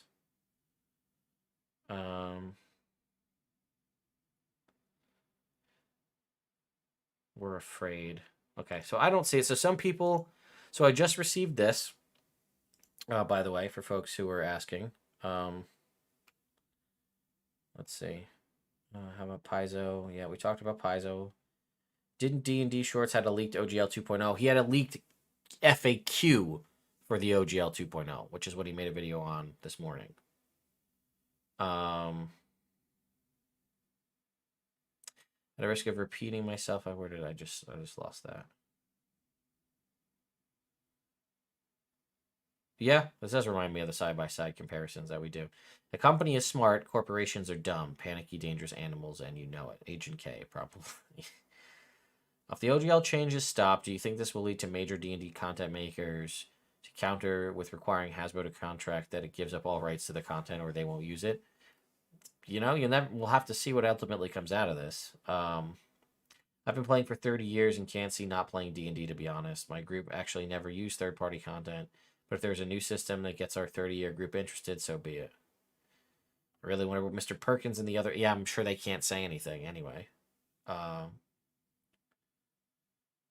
company, my family canceled theirs. Yeah, a lot of my friends canceled theirs as well. So I received this showing comparisons of side-by-sides. So the current version says it was also, this is what it says currently, it was also not include the license back provisions that some people were afraid was a means for us to steal work. It looks like possibly the original language was some people have suggested was a means for us to steal work. And then it says right here, we won't. Any language we put down will be crystal clear and unequivocal on that point. And it said originally here, we won't. The license back language was intended to protect us and our partners from creators who incorrectly allege we steal their work simply because of incidental similarities. Lots of third-party content includes Dungeons and Dragons. So that is apparently what it originally had said. Interesting. Your ideas and imaginations are what makes this game special, and that belongs to you. So, okay. So this, again, we'll have to see if we can get a direct, comparison here. But it does look, apparently, if this is true, that there are some pretty significant shifts here. This whole lots of third-party content includes Dungeons and Dragons. This whole bit, that looks like that's gone. It's simply too great to ignore.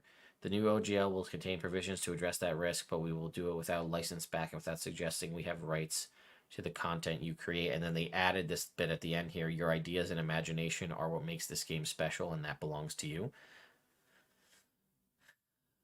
I don't know. I don't know if it's true or not, but that's interesting.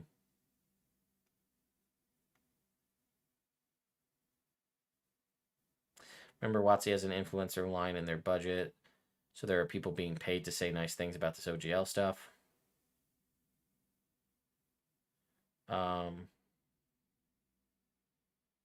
I also want to say it's really interesting the amount. So do you guys remember over the summer in July, there was like a video, like somebody put out a thing on D&D Beyond about like a super crazy pay structure that was going to have D&D Beyond with microtransactions. And then it was proven to be false, right? That it was all a fake thing that somebody made up and leaked on the internet, which may or may not have been true. But ultimately, the person who made that screenshot, the supposed internal leaked screenshot, said that it was false. Well, it's interesting because YouTube has been promoting the video that I made in July saying that D&D Beyond leak was false because so much buzz has been happening around D&D Beyond that they've been promoting that video in the algorithm. So I've been getting a ton of comments on a video that's like 8 months old, and people are like, this aged poorly. Well, that video was about a leak that was proven false by the person who started the fake leak. So when I go in and comment on that and say, yeah, but this was false, now people are calling me a shill for D&D Beyond. I really don't understand YouTube anymore. It's such a wild place. It matches the comparison you were showing. Yeah, CR hasn't made a statement. I believe this link leaked before it was posted in the main page and social media. It's possible the original link was still being worked on before the releases. Let's see. Been playing since Basic Expert, and we are very disappointed. D&D has been in our household for a long time. Yeah, mine too, man. Not as long as you have, but D&D's been like I built this channel on D&D, I do worry about the WotC staff that had nothing to do with this, the blowback they're going to get. Yeah, I know. I worry about them too. Playing for 41 years, have one 5e campaign. That will be the last time we play 5e, but otherwise we started some other games. Yeah. I mean, we have microtransactions on cars now. Why not in our fandoms too? Is the update they said on D&D Beyond legit and undoing the bad stuff, or is it BS to save face?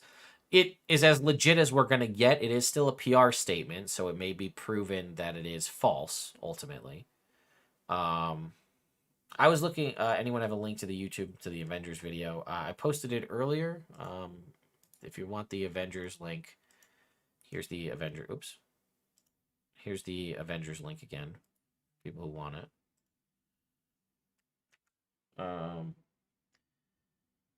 There's another line in there that said they can use any of your console by signing or giving, yeah.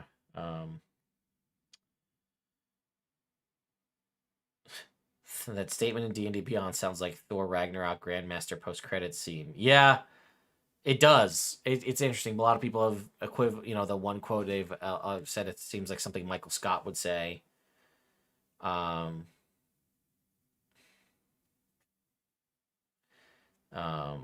What I'm getting reading the D&D Beyond statement is a babyface save of we didn't want people to use the IP harmfully, but then saying regarding the new OGL effectively, we'll get to it later. There's nothing wrong with these idiots making money. They just need to roleplay a better video, a better way than microtransactions and stealing creative work. It's a tired trope. You guys don't like NFTs, right? We just want to make sure your game. Yeah, I know the NFTs don't even seem like they're as big of a threat as they were, because crypto basically failed, or it seems to be in the process of failing, in that aspect. But it's a bad word in the internet community. So if we say, hey, we want to do this to protect NFTs, right? That's still a thing people are worried about.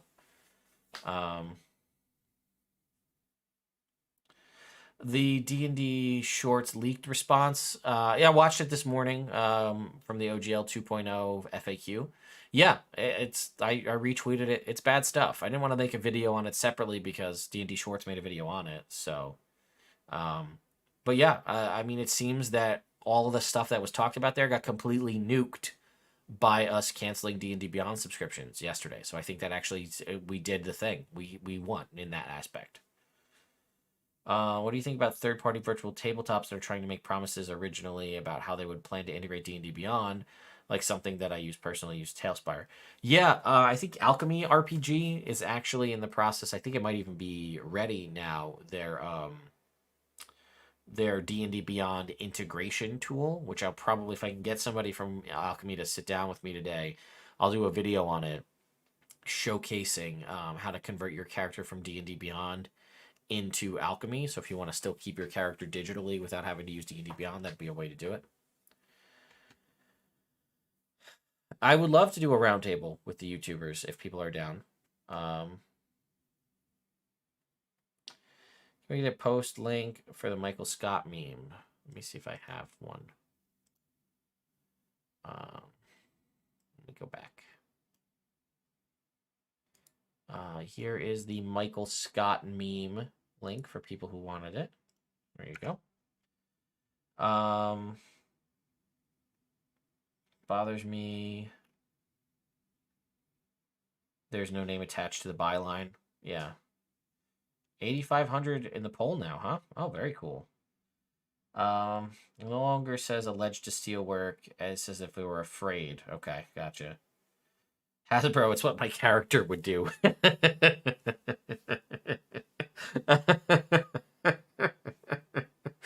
That one hit me a little harder than I expected. Oh, boy.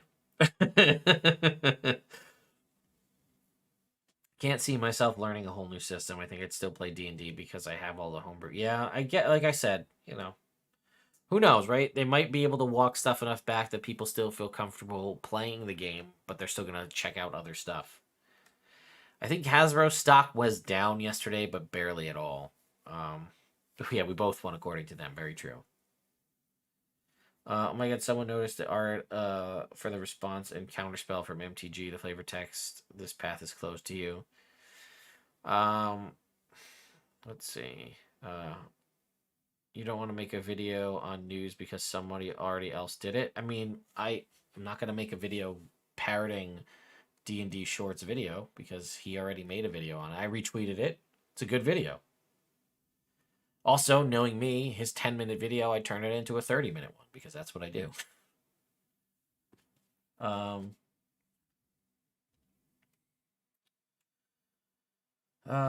Someone could send them cupcakes with icing shaped to be polyhedral dice and sign it. Way to go, you pulled Mass Effect 3. Worked last time, yeah. What do you think happens to all the Kickstarted VTTs created? I'm sure a lot of them are worried. So they're probably, if they were going to pivot to use the OGL stuff as far as character creation goes, and now they might have to pivot to using other systems, or potentially based on what was released in this statement. Again, it's still just a statement, nothing hard and concrete and official. Possibly they can still continue operating as normal. I know Hasbro did NFTs with like Transformers and Power Rangers and stuff like that.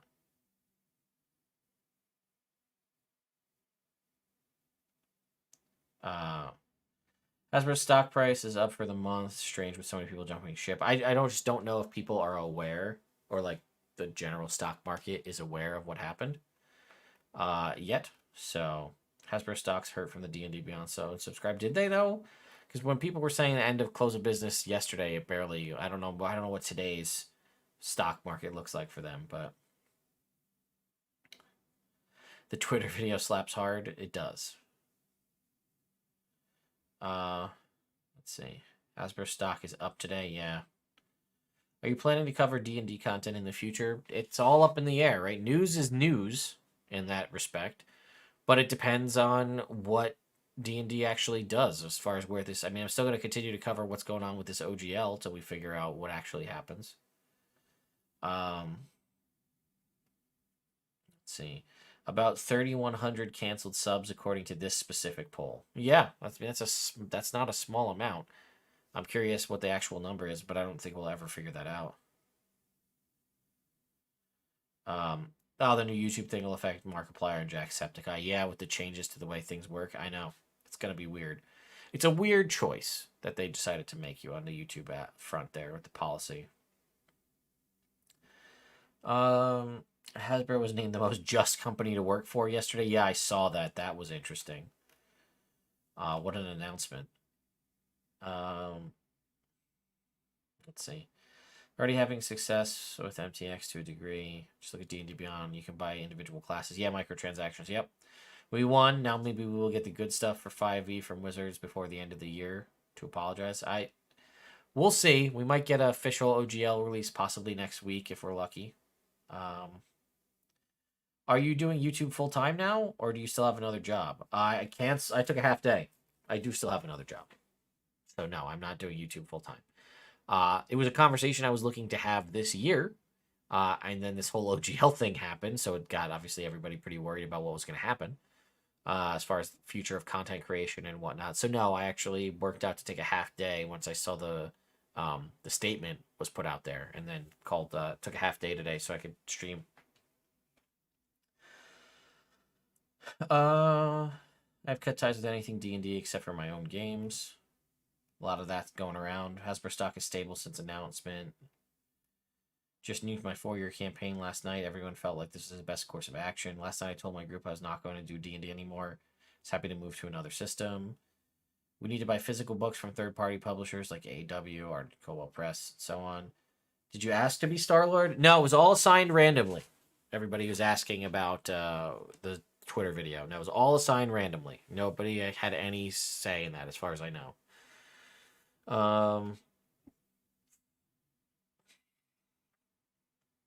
Let's see. So if we're stalling until it's old news, it's basically up to us to hold this as a grudge against WotC as long as we possibly can. Yeah, I mean, we'll see. We have not won, even if it's the most generous interpretation. OGL 1.0A is still being canceled. Yeah, they haven't come out and said that they're just going to leave OGL 1.0A alone. So we'll have to see what they ultimately say. I saw the thing you had sent me, TW300, about Hasbro stock, but they ultimately didn't splinter it off into its own group. That was a thing they had talked about, but they ultimately did not do that. So, let's see. We seem to have hidden the ways to contact D&D support. Guess they were getting pretty harsh spam. It's possible. Let's see. Final straw for me. There are other more generous and better systems not ran by a corporate be a bad evil guy like WotC. I definitely suggest Castles and Crusades. Boycott the movie because those numbers are public. That is very true. Well, thank you again for the gifted memberships. I mean, honestly, WotC hasn't put out a lot of great content compared to third parties. No, they haven't.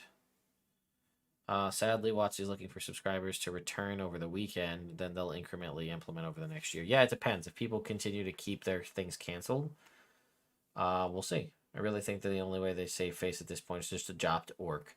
Yeah, so people want. We can go in and talk about Orc if people, because I know some people were like, Well, we talked about it a little bit yesterday, but let me see if I can pull it up here. There's some stuff I wanted to talk about too from Twitter. Let me see if I can find it. Come on, we'll get this to load. Noah, my lawyer friend, he made some comments about the what's it called, about the Pathfinder thing. So I wanted to pull in his perspective as well. So let me go ahead and do that real quick. Let's see. Here it is. Okay. So here is the Paizo announcement for the Orc license, right? And Noah said, Paizo has announced their response to the hashtag OGL, stating that they, 1, aren't afraid to fight WotC in court, and 2, are creating the Orc open license, and 3, are protecting everything with a non-profit. Let's talk about what this means for the TTRPG community. While basic contract law supports OGL 1.0A's ability to be revoked, we've learned that even the 1.0A's creators did not intend for it to be revocable. WotC appears to be attempting to exploit misdrafting to swap out OGL 1.0A for OGL 1.1/OGL 2.0. Paizo is ready to defend OGL 1.0A in court, and they will likely have a strong case. One argument they might make is that they relied on OGL 1.0A only to be harmed as a result. This is called the detrimental reliance and is one of the equitable arguments that creators might use. Paizo listened to hashtag OpenD&D and is creating an irrevocable open license. It's called the ORC, Open RPG Creative License, and will be a base license that the community can build around. If publishers can count on licenses like this, they can reliably plan non-5e content. Unfortunately, this still fractures the community built on 5e. The ORC does not solve WotC's revocation of the OGL, but instead gives other TTRPG systems like Paizo's Pathfinder 2e a license to base their content on. So D&D creators still must hope for WotC to change course. Unless WotC scraps the leaked plans for the new OGL, the D&D 5e creator community as we know it will be gone. Wizards D&D needs to realize that for once, doing nothing is the right answer here. All they've done is break the trust of the community and bolster their competitors. All of that does ring true. So we'll go ahead and pull up the Orc license from Paizo real quick. Take a look at it. We looked at it yesterday evening at the end of the stream that I was on yesterday. Let's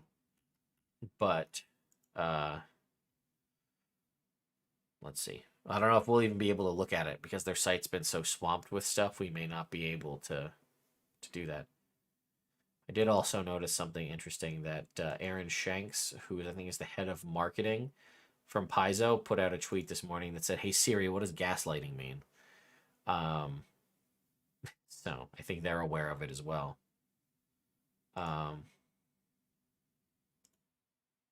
So I don't think this is going to load, to be honest, folks. But long story short, they're building a license that's going to be open. So we'll see what it. Oh wait, it might be loading. But it's going to be held under a non-for-profit so that like Paizo doesn't own it. It's also been agreed upon that several other folks. Here we go. We did get it to load. Paizo announced a system-neutral open RPG license. For the last several weeks, as new Wizards of the Coast new version of the Open Gaming License began circulating among publishers and on social media, gamers across the world have been asking what Paizo plans to do in light of Wizards' intention to deauthorize the existing OGL 1.0A. We have been awaiting further information, hoping that Wizards of the Coast and Hasbro would realize that for more than 20 years, the OGL has been a mutually beneficial license, which should not and cannot be revoked. We believe that any interpretation of the OGL 1.0 or 1.0A were intended to be irrevocable or able to be deauthorized is incorrect, and with good reason. We were there. Paizo owner Lisa Stevens and Paizo president Jim Butler were leaders on the D&D team at WotC at the time. Brian Lewis, co-founder of Azora Law, the intellectual property law firm that Paizo uses, was the attorney at Wizards who came up with the legal framework for the OGL itself. Paizo has also worked very closely on OGL-related issues with Ryan Dancy, the visionary who conceived the OGL in the first place. Paizo does not believe that the OGL 1.0A can be deauthorized, ever. While we are prepared to argue that point in a court of law if need be, we don't want to have to do that, and we know that many of our fellow publishers are not in a position to do so. We have no interest whatsoever in Wizards' new OGL. Instead, we have a plan that we believe will be irrevocable and unquestionably kept alive in the spirit of the open game license. As Paizo has evolved, the parts of the OGL that we ourselves value has changed. When we needed to quickly bring out Pathfinder First Edition to continue publishing our popular monthly adventures back in 2008, using Wizards language was important and expeditious. But in our non-RPG products, including our Pathfinder Tales novels, the Pathfinder Adventure card game, and others, we shifted our focus away from D&D tropes to lean harder into ideas from our own writers. By the time we went to work on Pathfinder 2nd Edition, Wizards of the Coast's open game content was significantly less important to us, and so our designers and developers wrote the new edition without using Wizards' copyrighted expressions of any game mechanics. While we still published it under the OGL, the reason was no longer to allow Paizo to use Wizards' expressions, but to allow other companies to use our expressions. We believe, as we always have, that open gaming makes games better, improves profitability for all involved, and enriches the community of gamers who participate in this amazing hobby. And so we invite gamers from around the world to join us as we begin the next great chapter of open gaming with the release of a new open perpetual and irrevocable open RPG creative license ORC. The new Open RPG Creative License will be built system agnostic for independent game publishers under the legal guidance of Azora Law, an intellectual property law firm that represents Paizo and several other game publishers. Paizo will pay for this legal work. We invite game publishers worldwide to join us in support of this system agnostic license that allows all games to provide their own unique open rules reference documents that open up their individual game systems to the world. To join the effort and provide feedback on the drafts of the license, please sign up here using this form. In addition to Paizo, Cobalt Press, Chaosium, Legendary Games, and a growing list of publishers have already agreed to participate in the Open RPG Creative License, and in the coming days, we hope and expect to add substantially to this group. The ORC will not be owned by Paizo, nor will it be owned by any company who makes money publishing RPGs. Azora Law's ownership of the process and stewardship should provide a safe harbor against any company being bought, sold, or changing management in the future and attempting to rescind rights or nullify sections of the license. Ultimately, we plan to find a non-profit with a history of open source values to own this license, such as the Linux Foundation. Of course, Paizo plans to continue publishing Pathfinder and Starfinder, even as we move away from the open gaming license. Since months' worth of products are still at the printer, you'll still see the familiar OGL 1.0a in the back of our products for a while. While the Open RPG Creative License is being finalized, we'll be printing Pathfinder and Starfinder products without any license, and we'll add the finished license to those products when the new license is complete. We hope that you will continue to support Paizo and other game publishers in this difficult time for the hobby. You can do your part by supporting many companies that have provided content under the OGL. Support Pathfinder and Starfinder by visiting your local game store, subscribing to Pathfinder and Starfinder, or taking advantage of the discount code OpenGaming during checkout for 25% off purchase of the Core Rulebook Pocket Edition, or Pathfinder Beginner Box. Support Cobalt Press, Green Rodent, Legendary Games, Roll for Combat, Rogue Genius Games, and other publishers working to preserve a prosperous future for open gaming that is both perpetual and irrevocable. We'll be by your side. We'll be there at your side. You can count on us to not go back on our word. Forever, Paizo. So, as you can see, they're not writing a new RPG. Neither are any of the other companies. But what they are doing is making a license to allow people to publish under that makes them, protects them, and allows them to be published into the world, which is a pretty cool concept. And they also take a couple digs there at WotC, which is pretty neat. And I'm a fan of that. So, let's go and see what you guys have to say. Still going to use 5e, but we're likely going to switch to MCDM or Cobalt Press, but I have no interest in Pathfinder. Their community always frustrates me with their condensed, I think they're supposed to be condescending attitudes. Has Critical Role made a statement yet? No, they have not. I think they're waiting for official OGL 2.0 to make a statement. If the new OGL has any language allowing WotC to change the terms and conditions in the lifetime of said license, yeah, we'll have to see if there's anything about that. I highly suggest keeping subscriptions canceled until the next quarterly earnings cycle, April at a minimum. Agreed. You know, we got to make our, if you cancel for a day and then get it back, it doesn't really impact the bottom line that much. Leave D&D entirely. Don't be tempted to resub for D&D Beyond. We talked about the orc license. We're going to cancel their upcoming movie if they don't straighten up. Cancel D&D movie.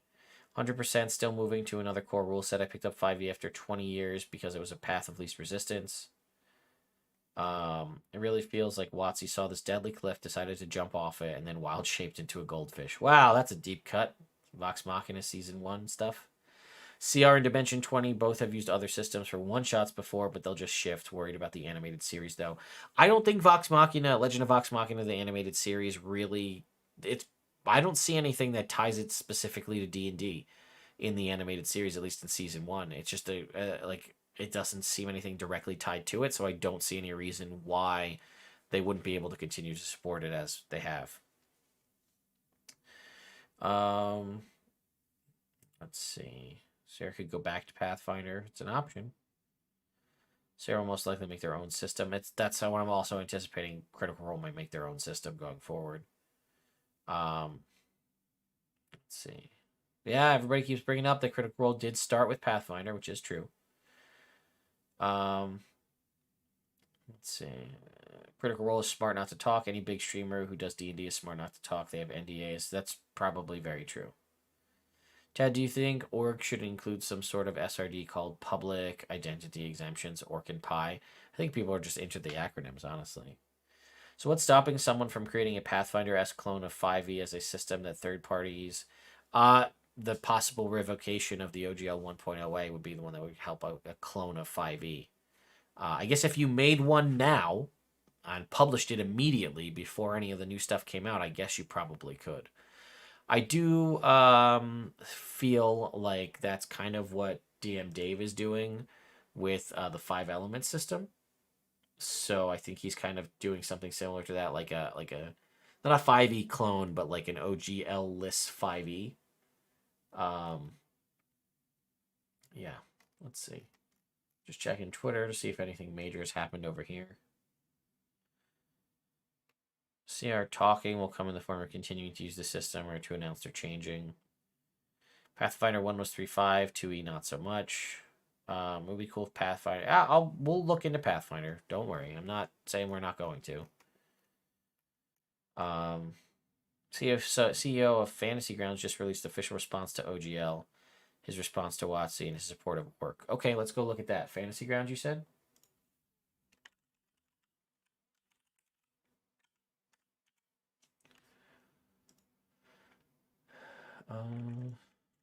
So many things happening.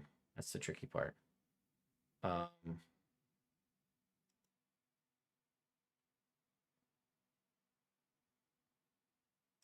see.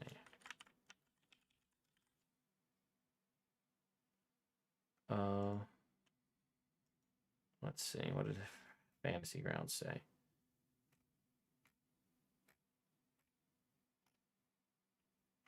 Can somebody link me the Fantasy Grounds statement? I'm not seeing it on their Twitter. Maybe I missed it. Yeah, I saw that Ginny tweeted she has no legal binding with WotC. I saw a bunch of the things that she was saying, essentially, like, you know, just because I read off a teleprompter for Wizards Presents doesn't mean, like, I owe them anything.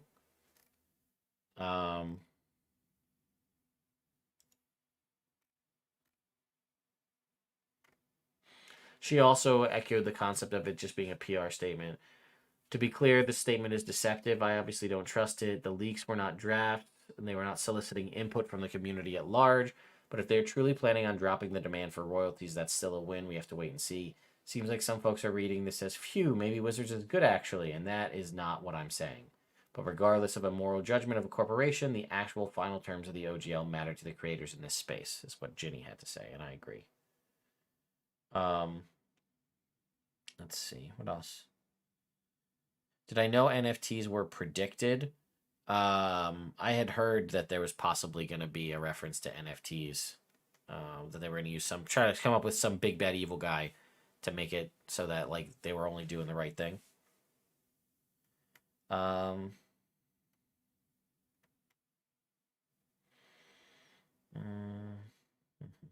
Let's see.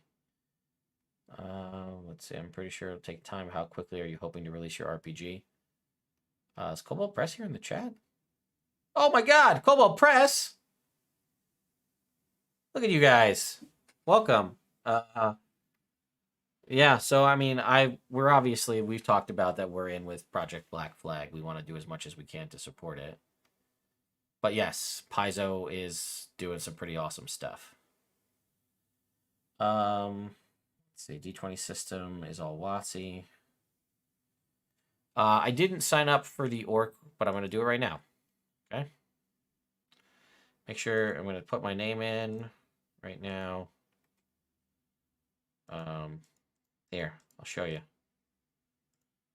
Ready? There we go. Submit. Signed up for the orc. Done. Okay. Paizo's post was a full-on broadside against WotC. True. There's nothing you can do with a D20 you can't do with 2D10. Also very true. I hear everyone hand-waving that WotC hate and discrimination language, but I think they really want to control politics at your game table. Support third-party creators, just don't buy new core books. Vox Machina doesn't use D&D IP. I don't think the show does, no. I don't think it does. WotC wants to control every aspect of D&D, yeah. I would love to see Hasbro try to sue Amazon or Jeff Bezos right if they come after Vox Machina because it's an Amazon show. I did break 102,000 subscribers. Yeah, you guys helped me do that yesterday because you guys were so awesome. So thank you so much. Let's see. Yeah, I'm sure Matt Mercer, Dimension 20, Brennan Lee Mulligan, all those folks are probably locked into NDAs or things, possibly, and they might not be able to speak, or they might just be waiting for an official announcement. I thought all the changes were because Hasbro was selling off Tencent. Did I see that right? Let me find you guys. Sorry. Even though I put it on ultra low latency, I still feel like I'm pretty far behind on the chat. Will the orc allow for open D&D compatible third-party material? Potentially. 5 elements? Yeah. DM Dave is nothing if not clever. 20-sided dive existed for 4,000 years. Yeah, I saw about the thing about in Egypt. I posted links to the statement. I didn't see them. Where did you post the links to the statement? Maybe I have links turned off? I don't know. Vampire the Masquerade can always use White Wolf. It's a very good D6 system. Yeah, I've common Ginny D win. Yeah, Ginny is awesome. We've been recently added to some of the same servers, High Kobolds. So Smiteworks official statement on OGL from 2 hours ago. I believe it is actually the Kobolds from Kobold Press. It's them. They're pretty cool. They're friends of the channel. They're hanging out, doing the thing. Warlocks and Waffles. Hey, I know you guys. I'm honestly thrilled to see a potential surge of lesser-known RPGs to get some spotlight time. It's true. I haven't looked at the new Avatar: The Last Airbender RPG because mine is in the mail on its way to me. Once it shows up, I will cover that for sure. I'd love to find a way to get something in the Orc license about making PDFs released under the Orc screen reader accessible. Yeah, I have seen there's been a lot of talk about accessibility, and that is one of the biggest downfalls is that D&D Beyond is a pretty accessible tool, and it doesn't seem like there's much else as accessible as that for folks that are leaving D&D Beyond. Let's see. CR isn't a player in legal terms. They are a corporation. Means they have to keep with any agreements and don't want to do anything that could be construed as a breach of contract. Time to give Traveler some love after a long time. Very interested in the Avatar RPG. Yeah, old school White Wolf. Yeah, I loved Changeling. I loved Hunter the Reckoning 1.0. I haven't really looked at 2.0 too much. But there's a lot of really cool stuff out there. Cool other systems. Let's see if we can't. Somebody said they posted links. Can you just like DM me the links to the Fantasy Ground piece? If somebody hasn't done that already. Because I'm trying to find the statement and I'm not seeing it.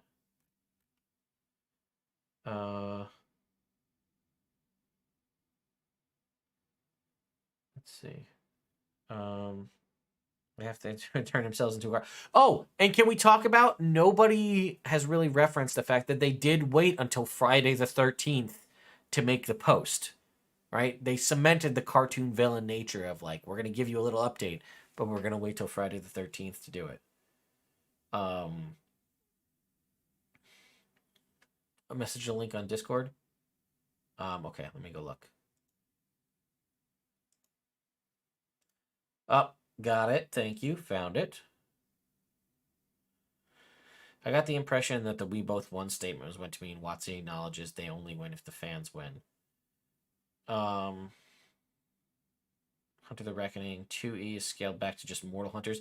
That's why I didn't like when I read through Hunter the Reckoning 2E that it was just mortals with no like cool powers. That was kind of a bummer for me. Ted, can you do interviews field time? Oh, hang on. Ted, can you do interviews with full-time third-party creators who the OGL threatens to take away their livelihood, like Scott Taylor of Art of Genre, Jonathan Nelson of AAW Games, DM Dave? I mean, I know a lot of these folks, or I've met them and have talked to them, so it's potential that I could interview them to talk about stuff. Yeah. Is that something you guys would be interested in? Me interviewing people that are kind of worried about the OGL? I don't know what the ultimate genesis of the interview would be or what you're looking for. But do I think DM's guild creators will or are suffering from this mass exodus from WotC content? Yeah, I think it could possibly have a pretty big impact on DM's guild creators for sure.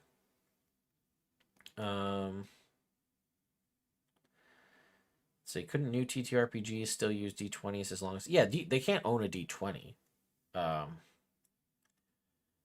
Yes, WotC is literally the embodiment of Darth Vader's line, "I have altered the deal. Pray I do not alter it further." It's true. It's very true.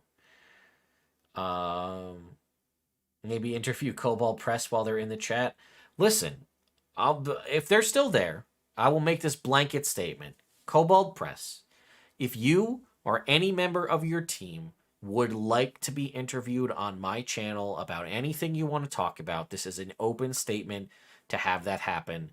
I love you guys. You guys are awesome. You're a great company. You make great content and you got great people. Anybody that wants to be interviewed, not just the people who are my direct friends who I've known before they were Cobalt, but anybody. If you'd like to come on to my channel, whether it be a live interview or something like a staged video interview or a live one with chat, you let me know. We'll make something happen. Sands of Doom link for people still wondering about Sands of Doom. Here's the link for that. I would absolutely watch you interviewing tabletop creators. Listen, I love interviewing people, honestly. It's one of my favorite things to do. I don't know why I love it so much, but I do.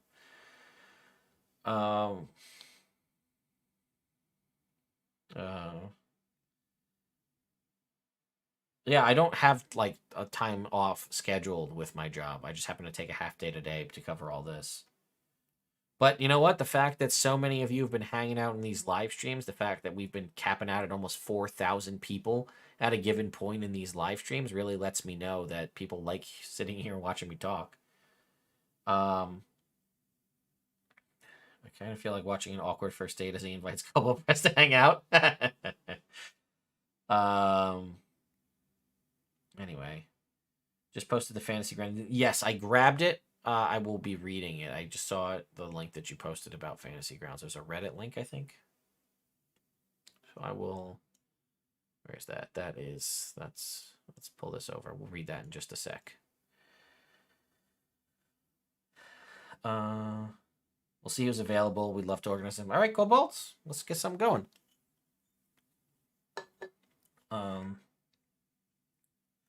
I got the Fantasy Grounds link. I will read through that in just a sec. I'm just going to catch up on the chat real quick.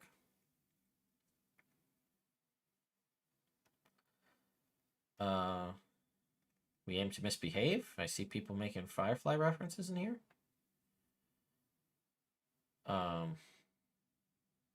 You're going to hear people say that we won and that they won and we lost. This was written by a guy who thinks the last breakup was mutual. Accurate. Okay.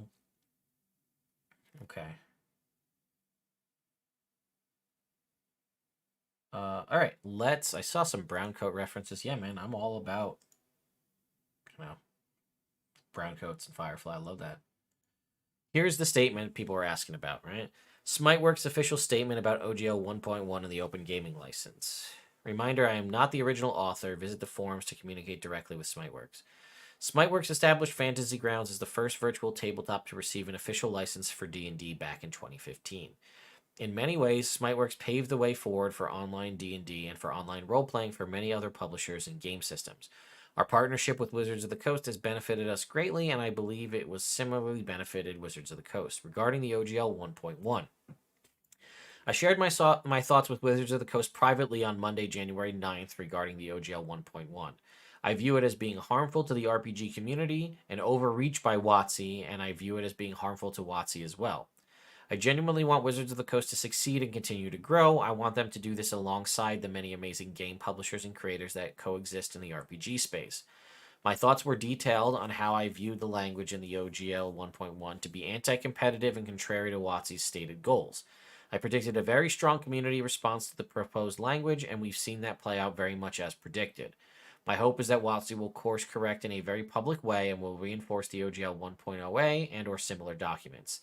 D&D is the most popular system for playing fantasy RPGs, and this is based on a mix of name recognition, branding, quality of content, historical contributions, and intelligent design choices. It is also due to the OGL, where WotC was viewed as a benevolent leader for an entire industry. I look forward to an official announcement by Wizards of the Coast on this subject, and I sincerely hope they succeed in regaining some trust that they have lost with this recent event.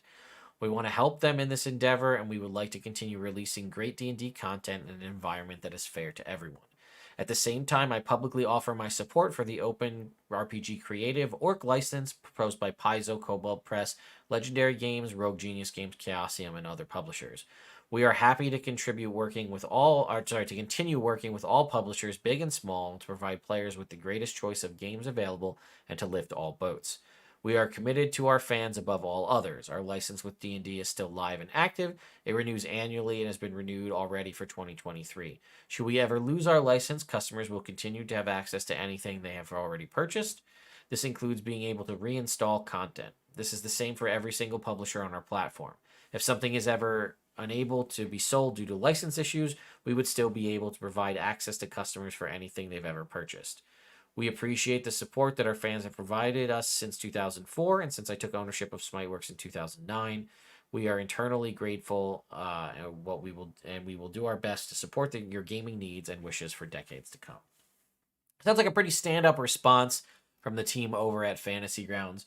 I'll be honest, I have used Fantasy Grounds. I actually started one of my first online ever campaigns in Fantasy Grounds, but at the time, this was maybe in 2014, 2015.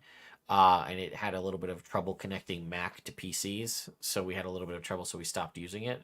But either way, very cool stuff. I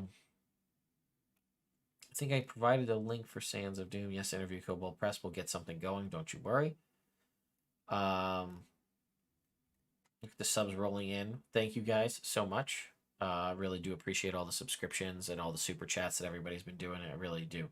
Based on your poll, 9,500 respondents, the cost to Wizards of the Coast D&D Beyond was about $100,000 to $200,000 gross profit before taxes or anything else. Let's see. We are a community. We talked about that already. If anyone at Kobold Press is still here, can you tell us anything about Orc? And they said that's a quiet answer for Paizo, I believe. You're gonna let's see. I feel bad for hobby stores who stock D&D. I'm sure they're probably still gonna be okay, honestly. Let's see. Imagine a world where Hasbro WotC actually joined chats talking about their products and interacted with fans. And here we are with Kobold Press being awesome. Yeah, I mean, the Kobolds are, they come out of the Warrens. They come to talk to people. It's good stuff. They're a good company, and they're people that care about the community. Obviously, Project Black Flag wouldn't exist if, they're out here doing that. I'm actually very excited to see what comes out of that, because those folks are, again, I've said it before. I'll take a little moment to get up on my soapbox again to say that when my channel was a nothing, I had 300 maybe followers on Twitch and a significantly smaller YouTube channel with barely any D&D content on it. Cobalt Press caught one of my live streams on Twitch of our like slowly randomly continuing game after Lost Minds of Phandelver. They reached out to me and said, hey, we have this cool project we're going to put on Kickstarter called the Tome of Beasts. We're looking to playtest some monsters. Would you guys be interested in playtesting them on your live stream? And they sent me a zombie and the Greater Undead Butterfly Swarm from Tome of Beasts 1 to playtest in my game. And I almost killed my players with them. But it was the first third-party content I'd ever used in a D&D campaign. And it's memorable. My players still talk about that situation to this day. And that was my first experience in third-party D&D content, was a publisher reaching out to me to see if I wanted to playtest it. And that's like, I don't know, I was a nobody. And Cobalt Press reached out, and that was like really, it made me feel really good. And, you know, lo and behold, we've worked together on projects since then. And, you know, I have a really big soft spot in my heart for Cobalt Press, and that's why. What about reviewing the Paizo Lost Omens World Guide? Paizo is giving it out for free. We could definitely look at that. Somebody said, what was that? With Orc, can we get a relaunch of the Firefly RPG? I think I still have the original Firefly RPG. I have that book. Are you worried this mass cancellation and boycott will bring WotC down so far in profit that it'll be forced to go back to the OGL 1.1? I don't think they'll ever go to that, no. Fantasy Grounds forums, got it. Yeah, I got it. Thank you, folks. I think Critical Role will stop ads for D&D Beyond. Reminder that Critical Role is not live anymore. They're all pre-recorded, so they may still be doing D&D Beyond ads for a little while because all the episodes have been pre-recorded. They're not actually streamed live currently. Can we make this your full-time job if you get enough subs? Possibly. I would love for this to be my full-time job. And like I said, I was setting out to do that this year, and then the OGL happened, and kind of crazy. But I actually very much love doing these live streams. And it's odd to me that so many of you stick around as I sit here and talk for 2+ hours on end, that I'm talking to an audience of anywhere between 1,500 to 3,000, almost 4,000 people, just watching me pontificate at a screen, which is just wild to me.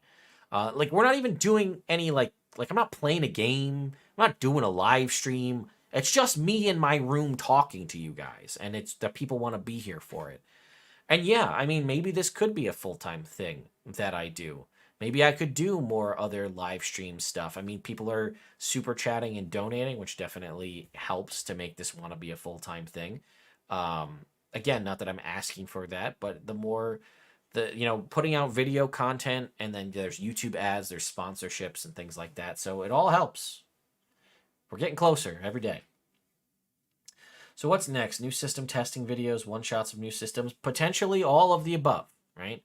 So I've said this a bunch, but I'm going to continue to cover news. I'm going to continue to cover what happens with this whole OGL situation. Maybe we'll end up at some sort of neutral ground, but we'll continue to cover it as much as we can. In the meantime, we might go check out some Pathfinder stuff. We are going to review, I have some third-party things. We already covered some stuff from Mr. Rex earlier today. We're going to do some stuff about Alchemy RPG. I have some stuff I want to talk about Game Board, the tablet big game board thing. The Avatar RPG will be coming in the next couple days. I want to talk about that. I want to interview some folks and talk about some things with other people with their projects they're working on. Stuff like that. So there's a lot of things that I want to do that I have. Like, again, there was a lot of D&D related content. I do have a bunch of miniatures to unbox.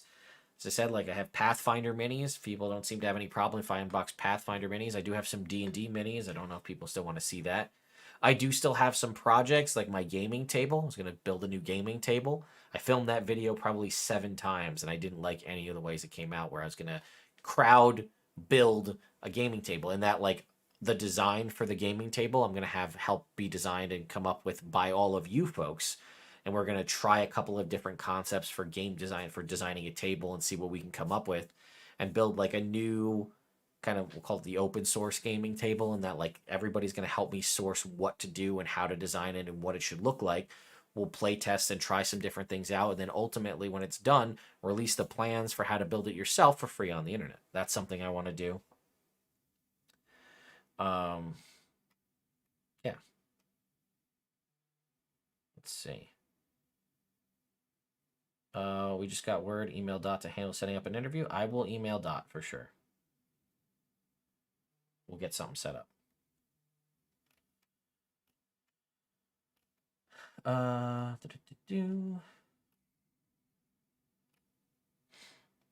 Ted Pontiff, you guys, so funny. Kobolds. Let's see.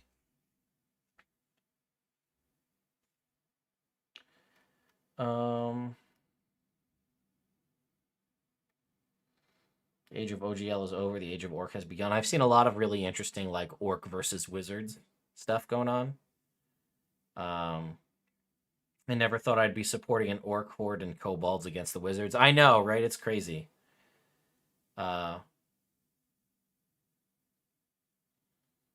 Let's see.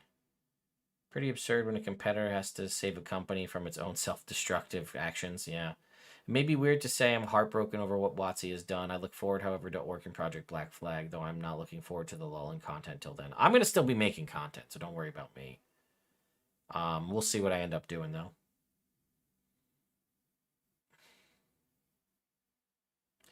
Ted, Fantasy Ground thinks the D&D Beyond announcement today is exactly what he wanted. Check the actual Fantasy Ground forum, City Hall section. Okay. I would love to do D&D as a full-time job. We talked about Critical Role a bunch. There may be legal obligations to CR sponsorships. That's also very true. The RPG news stuff is awesome in my opinion. You have a fun personality that's relatable. Thank you. So you have a good article / resource regarding what you can do with the rules outside of a D20 system. TSR didn't invent the dice themselves, so how much can WotC lock down? To be honest, you are like premium second monitor content. Oh, that's a pretty big, wow.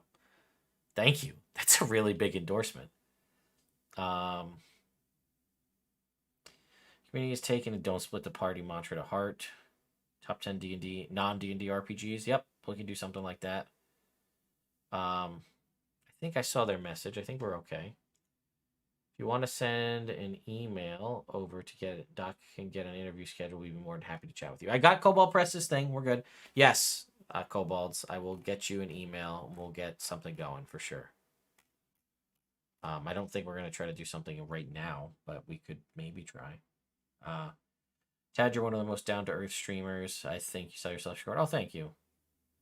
You want someone to talk to, Ted? We're sad and angry. Well, I'm glad I can help. I thought for a long time that you're an interesting fellow, Ted from Nerd Immersion. Hearing you read everything from UA to new books to legal announcements, I learned that. Oh, thank you guys so much. You guys are so sweet, really. Appreciate it. I heard Lancer. Lancer people are bringing it up. I'd love to check out Lancer. I don't know much about it.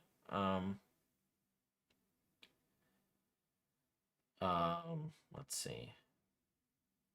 Do you think since CR is word for WotC, I really do think there's probably a legal thing. That's why they can't talk. My man, the most popular genre on Twitch is just chatting. You're right. And we don't have that here on YouTube, just chatting. But basically, yeah. That's essentially what I've been doing is just chatting. Guys, I'm on Twitter. What am I checking on Twitter? Is it Cobalt Press's thing? I saw it. I got it. Or set something up. Is there more to check out on Twitter?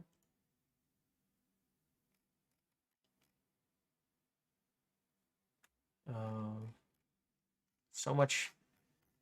It's like overload. There's just so much stuff going on. Another vote for top quantity second monitor content. I've been getting a ton of work done through. Listen, I'm glad that I did actually see a lot of people that were like, can somebody just do a live stream about this so I can listen to it so I don't have to read through it. Top top 10 second monitor D&D content creator tier list idea.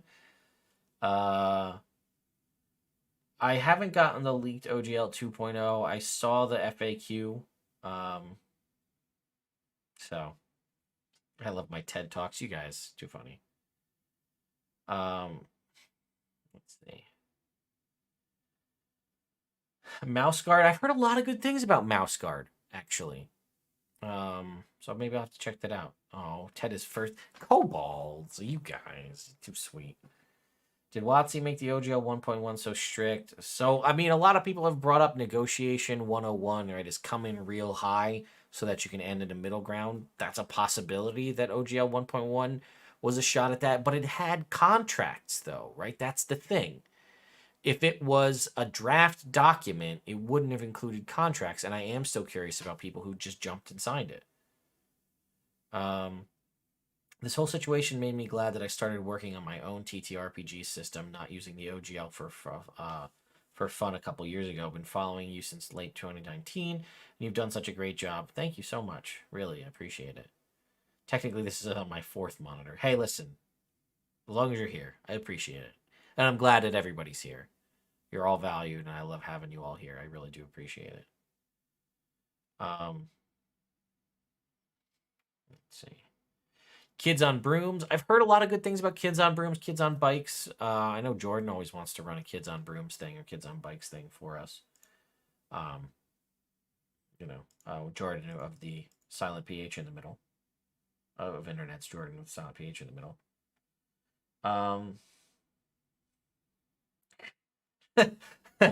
Speaking of, he didn't make it into the end game content. Is commenting I don't know if on the side. It's pretty funny. Let's see. TED 2024. Thanks, guys. Let's see. Nearly 10,000 people have answered the poll. I'll have to export this poll so I can send it to some people so they can see it. WotC's OGL 2.0, 1 D&D to rule them all, 1 D&D to find them, 1 D&D to bring them all in the darkness, find them. Yeah, I know. It's also a fitting that it's 1 D&D. If I didn't have to draw on a monitor all day at work, Ted would absolutely be first. Thank you, guys. Guys, you're too sweet, really. Eyes will be like, here's your middle ground before raging and knocking WotC's head clean off the natural 20. I just retweeted CR is very official, not at all a screen grab reply to the new OGL. Oh. Okay, go look. Guys got me popping back and forth.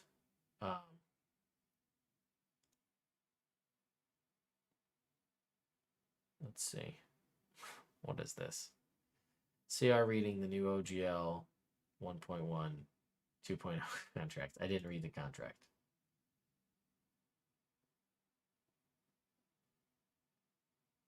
The very official contract prop. All it says is balls and titties 1,000 times. Good prop making. No man behind the curtain. Good I prop can't making, know. guys. This is what feels like. Balls and titties, balls and titties, titties and ass, balls and titties. There are no other written words in the building besides that. That's kind of true. We are adults. Somehow. Thank you for sending me that. Good stuff. It really feels like mourning the death of D&D. The brand, at least, is. Yeah, it's sad. You know, I mean, we'll see. I don't think they're really gonna walk it back to the point where we're gonna be fine. But I have seen the 2.0 FAQ. Yeah, there's been a couple people have made some videos on it, so I've seen it.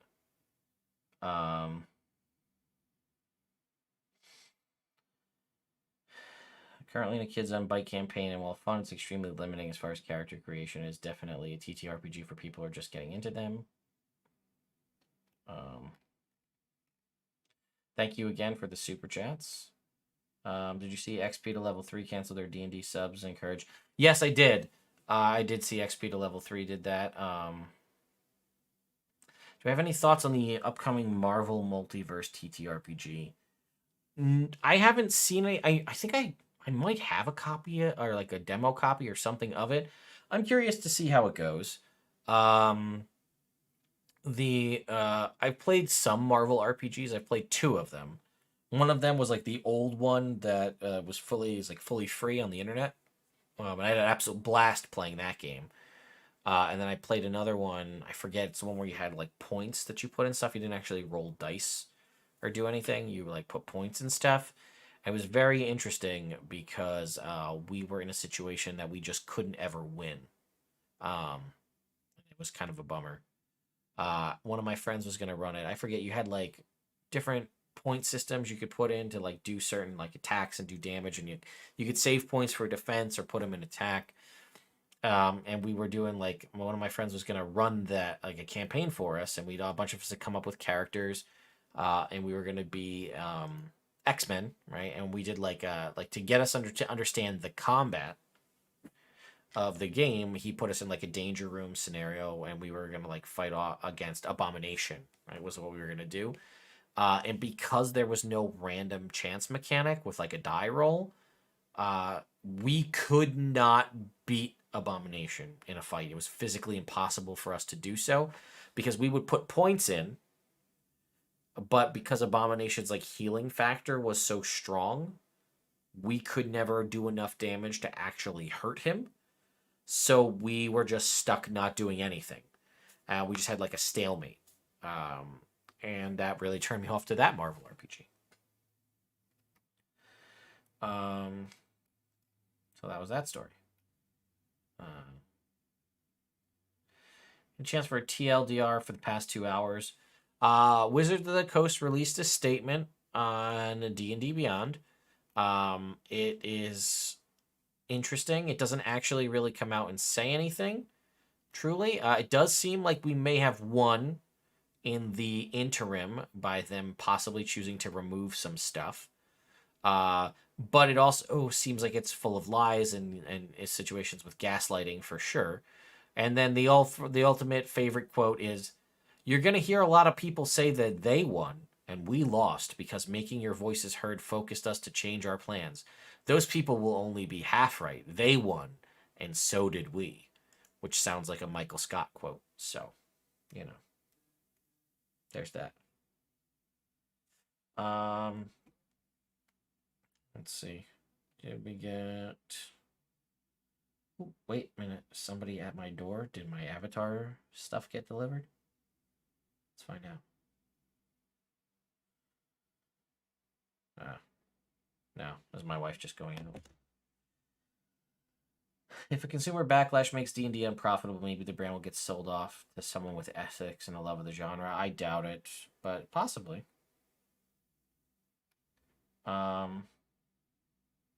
They walked back a little bit, yeah. They didn't... we still have... There's a lot of questions that are left unanswered at this point. So we shall see. Wayne Gretzky, Michael Scott. Yeah, I thought the same thing.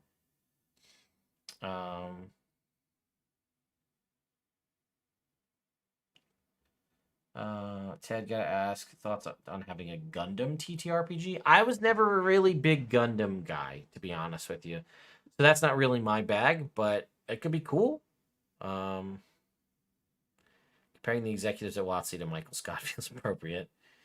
Any switching over to Paizo after they showed up to the show? I'm going to be checking out Pathfinder content, which is not something I ever planned on doing, but I will be doing that now. No compromise, OGL 1.0 or bust. Yeah. Crazy how fast they can ruin the good graces of the customers. We had like a 6-year sub and legendary bundle on D&D Beyond. Canceled my sub yesterday and will be unlikely keeping using the site. All of this doesn't stop you playing D&D. You can continue to play D&D and not support WotC. Don't let D&D die because of WotC.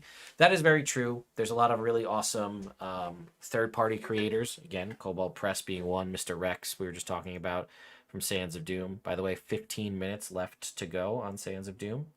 If anybody would like to go check that out. Also, the numbers have been jumping up very much recently, so I wonder how much of that is you guys. So... yeah.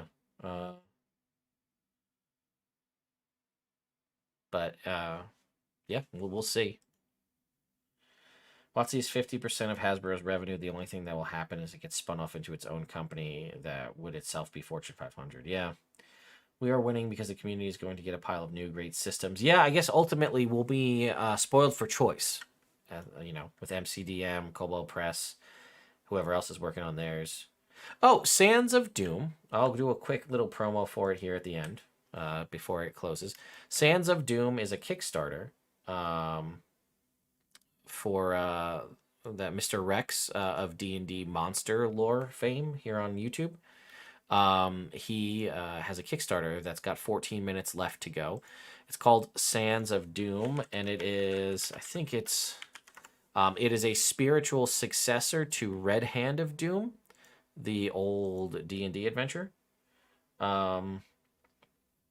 So let's go ahead and pull that up real quick. Just so I saw Warlock and Waffles was asking. So here it is. It's Sands of Doom. I've covered it in full. We did a little ad for it before. There's 14 minutes left to go. If anybody wants to back it, I'll put a link to it here in the description. I'll drop it right here in the chat right now if people want to go back it. But it's awesome. It's kind of got a Nubian vibes to it.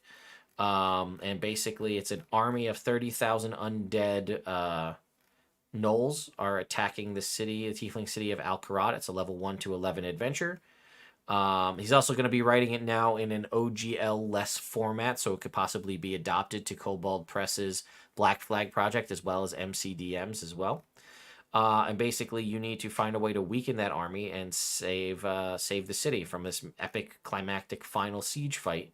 There are Nubian relics that are out and about in the town, or out and about in the world, and you have to find a way to save those, as those might help. It has a very 1999 The Mummy movie vibe.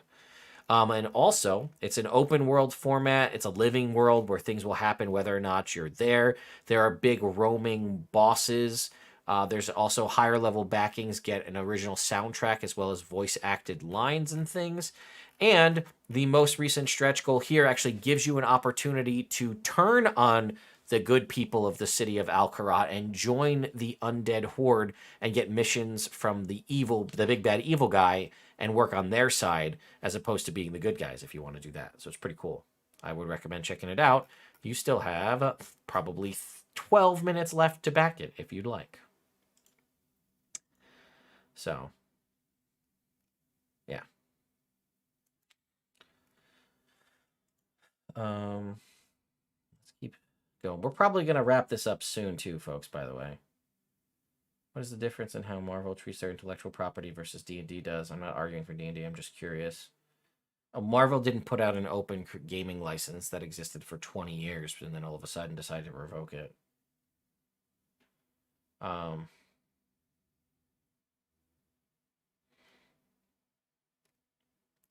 What are we talking about? Sands of Doom is a module for 5th edition.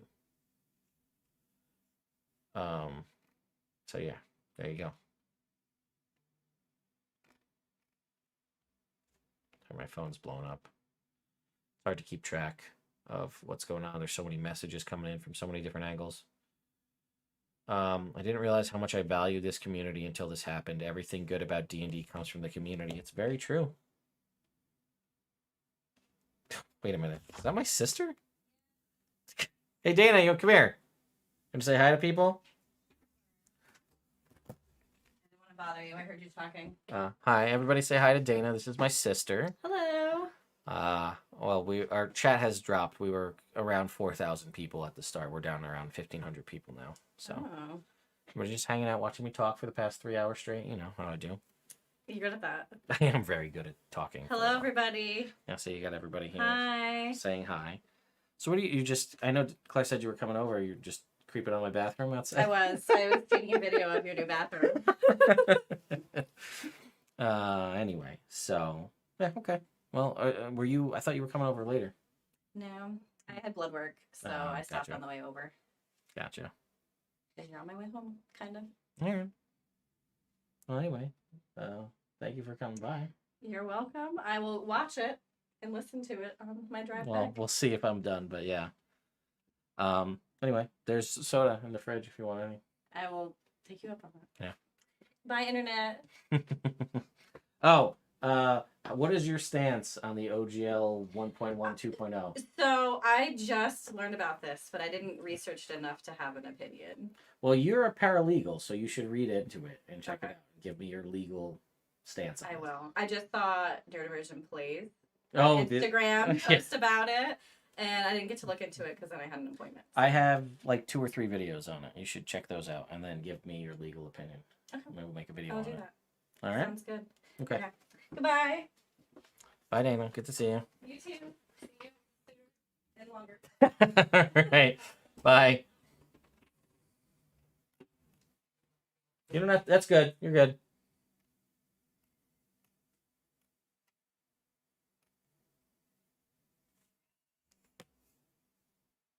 So yeah, that was my sister, my 6 years younger than me, sister Dana. Our evil campaign that we haven't played in a long time here on this channel, that we streamed for a long time. She's actually in that campaign. A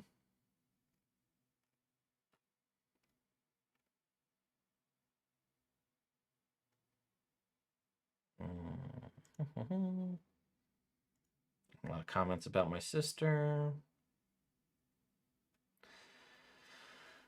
I'll get her official stance for you guys. Like I said, she does work for a law firm, so I mean it's more like mortgage foreclosure law, not intellectual property, but either way.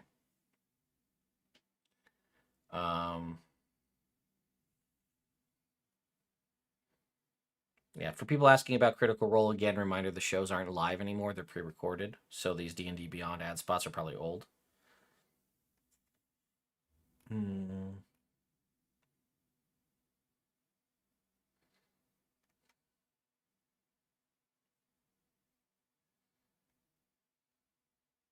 We can maybe get a legal opinion interview from her.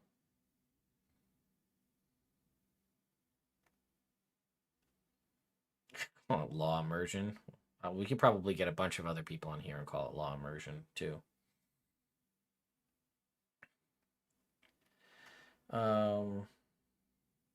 Legal immersion, you guys. Yeah, Sands of Doom looks awesome. I'm super pumped. Hey, LB, what up? Come on. Yes, she's 6 years younger than me. Seriously though, LB, hit me up on the side. You can come on over here. That's fine. We can, I'll talk to her. I think Mercer bartered a deal with WotC. Well, again, he did release 2 books. And I can't imagine it was a 2-book deal. I imagine it was probably 3 or 5 book deal. That's just purely conjecture on my end, but anyway.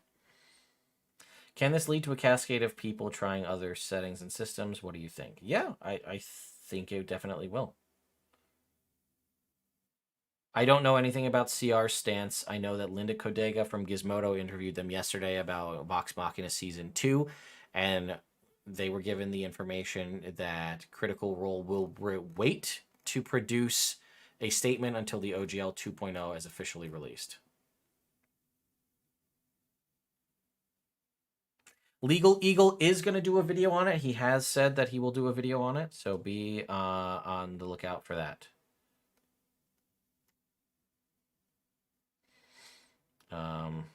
I could try to reach out to Legal Eagle myself. I don't know if we're on the same level, but we could try it. Thanks, Michael Connor. I appreciate it.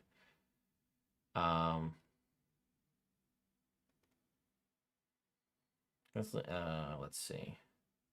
Even if Wizards backs off the OGL 1.1 completely, do you think the damage? I think a lot of damage is done. I think a lot of goodwill has been shredded. I think they maybe can, like I said, level set to an even playing field of like, we don't trust you, but we'll tolerate you. But that's about, I think, all we can do.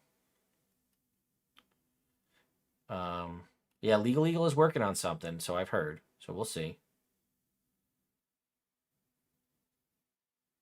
My sister's 5'4". I think it might just be perspective, honestly. Door's not that small. It's a standard 20 or 30 by 80 door. Did you see anything about MTG's year with WotC? I didn't see much. I know. Did D&D Shorts make a video of some kind?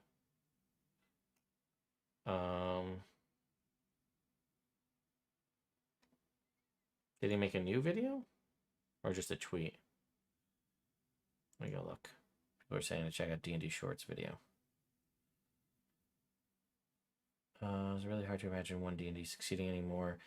Have you read into Steinhardt's Guide by Monkey DM? I feel like I have.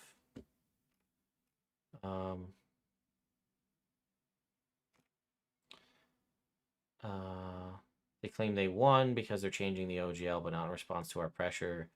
At every turn, they minimize the voice of this community. See that? And then I see the most recent tweet.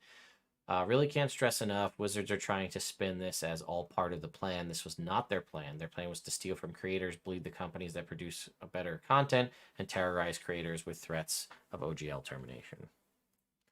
None of that's not true.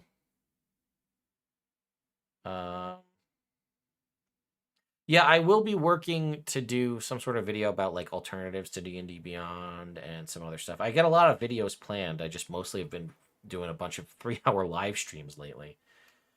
Yeah, Matt Koval may be in Legal Eagles video. I saw that too. Oh, hey, Scooter McDuder. I'm glad that... Listen, if you've got me on your phone while you're working in your shop, that's just as good as me. For me, I love woodworking and I like people. I love woodworkers and seeing all the creativity and stuff. It's awesome. Once he pushed the limits of making money off on MTG and then had a super... I heard about the $1,000 product, the proxy whole situation. Someone should do a Who Said It, Michael Scott or WotC. That'd be a funny series of videos. Anyone have any recommendations for YouTubers who have a good beginner guide to Pathfinder 2e? Well, I might start doing them because we'll learn together. Pathfinder 2e. The D&D Beyond Pathfinder equivalent is Demiplane. It's actually made by the co-founder of D&D Beyond. Could this just be they don't want to make a community for us? Like, we are too hard to manage because we read thick rule books and can think for ourselves? Or why not just make more mobile games? Well, we've been at it for about 3 hours, Zeraril, so... If Chris Cox was a gamer his whole life, how did it get to this point? Complete misread of the community. The OGL isn't retroactive, it depends on what they do, how they handle it. It doesn't say that they weren't going to revoke it. They just said stuff that was already created was safe in the statement. Again, it's still a PR statement, so consider it how you will. I'm really interested in Starfinder. Spelljammer was a warning sign, it seems, and quite possibly.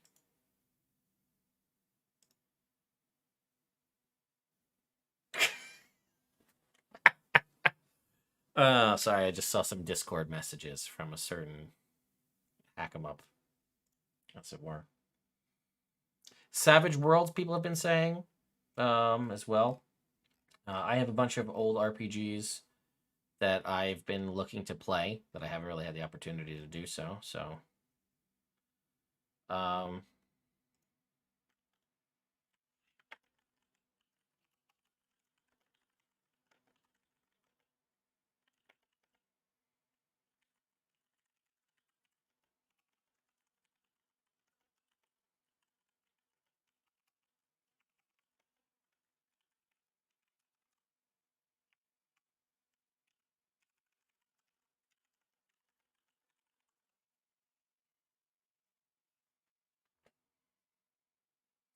Did you ever try MERP / Against the Dark Master / Roll Master? I have not.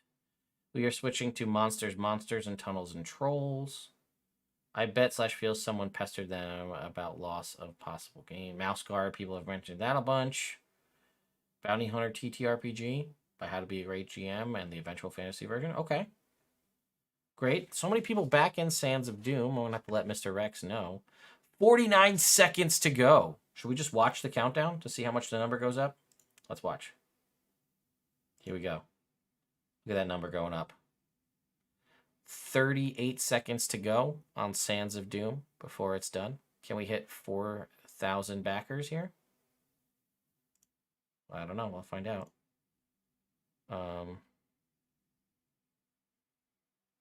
Let's see.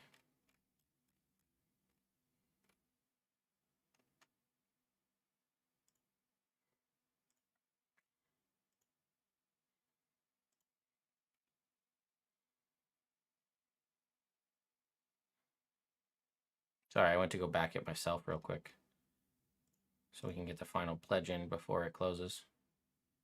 So we can break 4,000 backers.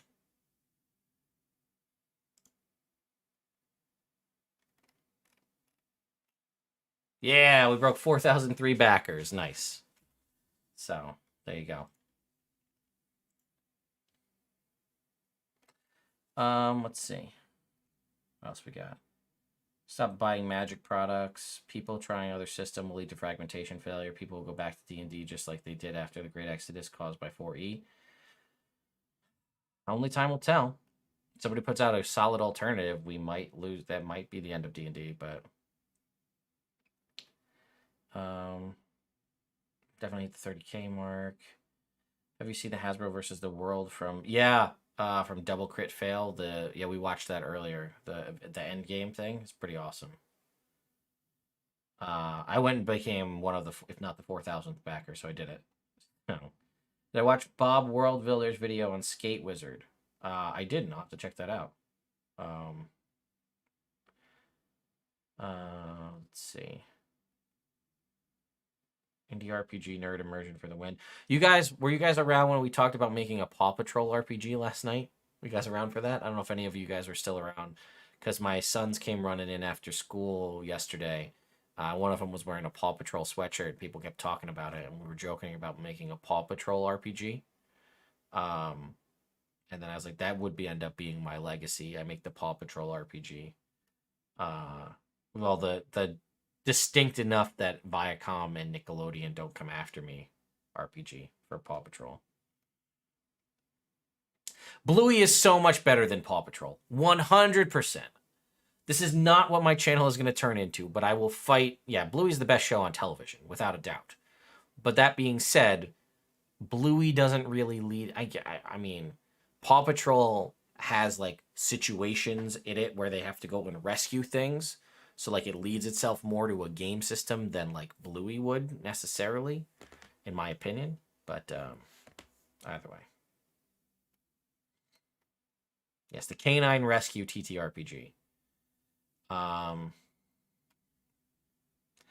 do you make an RPG out of when everyone wants to play chase? Come on, it's Marshall or Zuma all the way. What are you guys talking about? Well, there's a lot of Bluey fans in the chat, apparently.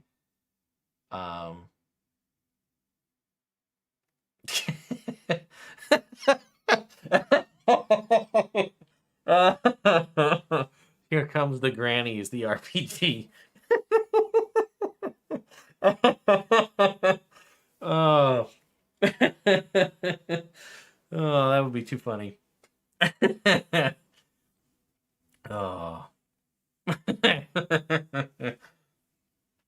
Well, I did not expect to get such a giggle out of that. Yeah, Octonauts TTRPG, that would also be... Well, see, the thing is, not to belabor this point too much, but things like Paw Patrol and Octonauts, they have, like, conflict. Not that there isn't conflict in Bluey, but it's, like, all, like, familial like, you know, oh, Chicoletta's doing something stupid, and then they gotta go save this chicken, right? And they gotta go have it, and they have vehicles, and they have a whole thing, right? Same thing with Octonauts, with dealing with sea creatures. There are aspects that lead to conflicts that could be resolved with die rolls, which is more of a thing than like a Bluey RPG would have. But if people have great ideas for a Bluey RPG, I will 100% start trying to write one. You think it would be funny if I started reviewing kids shows and converting them into TTRPG content? D&D shorts posted and tagged Jeremy Crawford. I'm sure you don't like me, but we need to talk. I will break this story without you if I have to, but it's damaging. Please get in touch. Whoa, hold on. I didn't see that.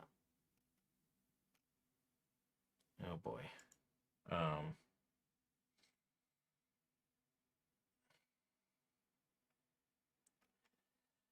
boy. What do we got here? Bluey slaps. As Aussie can't confirm. Yeah, well, I'm just a little bummed out that you Aussies get all of Season 3 of Bluey and we don't get it over here. Has anyone from Acquisitions Incorporated made a statement? Jerry Holkins has made a couple of comments about how, like, he said something about, like, an end of a timeline.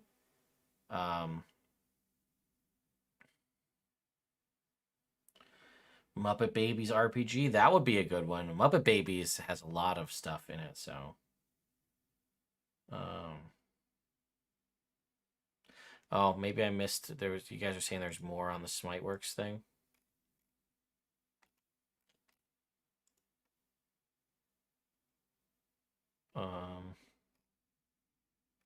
Oh, I see. Oh boy. Wizards of the Coast just released this statement, and it's what I hoped it would be. Was the one from Fantasy Grounds. I see, and that's what everybody's turning on Smiteworks for. Okay. Okay.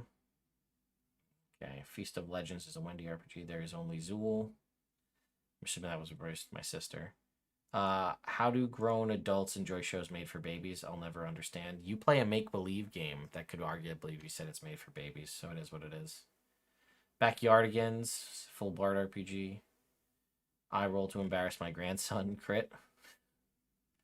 Blues Clues. Ooh, Blues Clues, but Call of Cthulhu.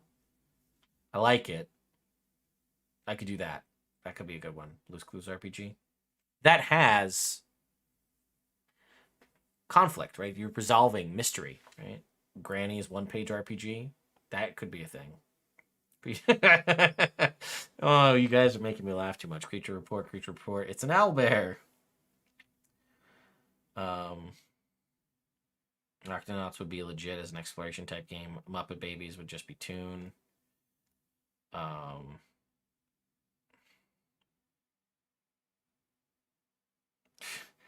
Guess you could say Nerd Immersion, Bluey, the story wide open. Canine Rescue Patrol TTRPG. Yeah. I wasn't planning on it, but I might legitimately sit down and start working on this stuff. Who knows? Bluey would be a slice of life game. It's true. It would be. Thanks for doing what you do, Ted. Just nuked my 4-year D&D campaign. Yeah. We need to call in Elminster and sort out all this discourse. For him being a wizard, he might side with WotC. Rough Rescue. Power of Imagination. Just got a letter from... I wonder who it's from. Fraggle Rock RPG would be awesome. Dude. I don't even... Oh, you could do a lot of fun stuff with Fraggle Rock, honestly.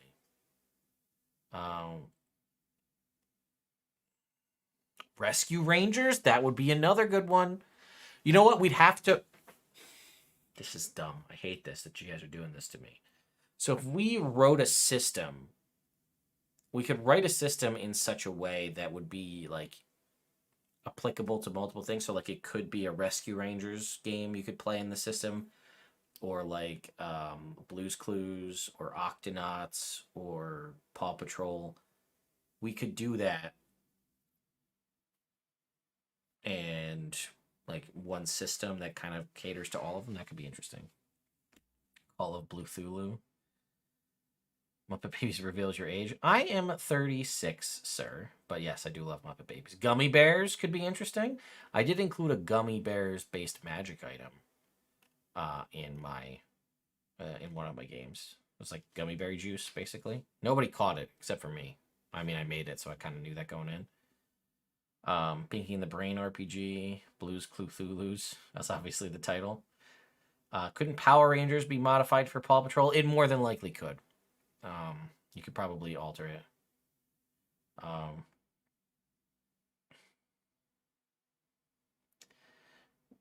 For 3,500 people in Nepal alone claim to cancel their D&D Beyond account. That's nuts. PJ Masks. PJ Masks would be, you could just use Masks, the RPG, probably to do PJ Masks, but I'll be a doozer if there's a Fraggle game. Yeah. Tailspin. Yeah. Rescue Rangers RPG. There's a lot of people. There's a lot of nostalgia going on in the chat here. People want to play these old school cartoon Total Drama Island RPG. That'd be an interesting one. Toy Galaxy did a good video on Fraggle Rock. They did do a good video on Fraggle Rock. Dragon Tales RPG. Yeah, it's got dragons in it. Children's Television Nickelodeon Workshop Starter Set. Elder Millennials Unite. Care Bear. Ooh, Care Bear's better than Gummy Bears? I don't know. I think I'm more of a Gummy Bears fan than I am about than a Care Bears fan, personally. Roll for Pavlova. Pavlova.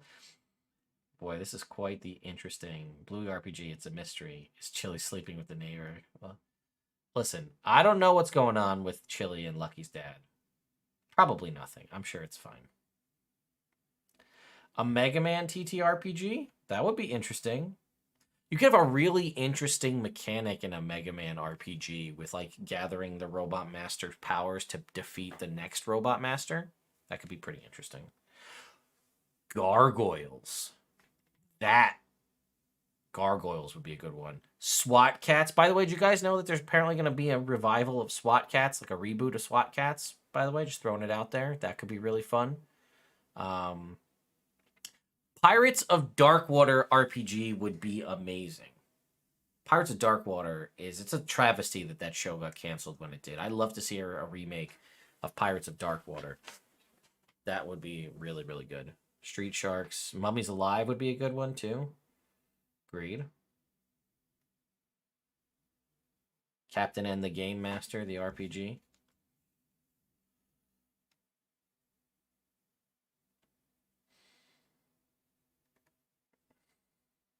Okay. Let's rein ourselves back in, folks. Chill out. We've had a lot of fun here. Hang on. Now, let's look at this. D&D shorts right here. Jeremy E. Crawford. I have received and confirmed from a separate inside WotC source some incredibly important information regarding 1D&D. I'm sure you don't like me, but we need to talk. I will break this story without you if I have to, but it's damaging. Please get in touch.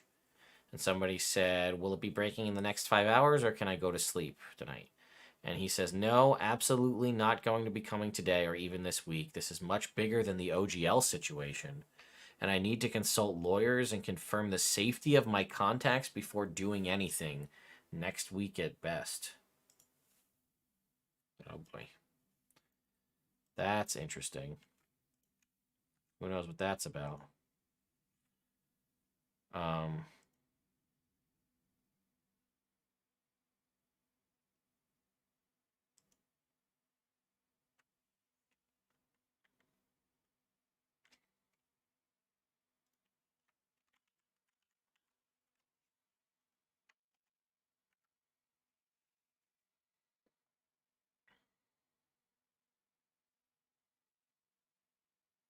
Those are not small words. You are correct.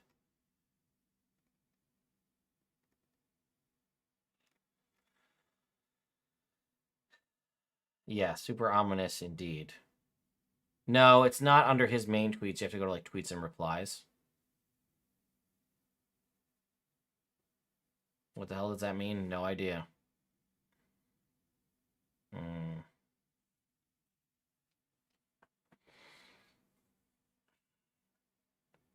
How reliable is D&D Shorts? I mean, he did leak a handful of things today, and over the past couple, he's gotten some emails and things.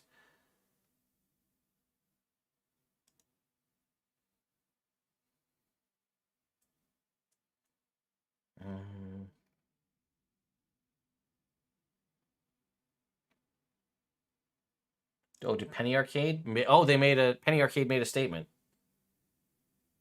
I think. Hang on. Yeah, okay, hang on. Let's see.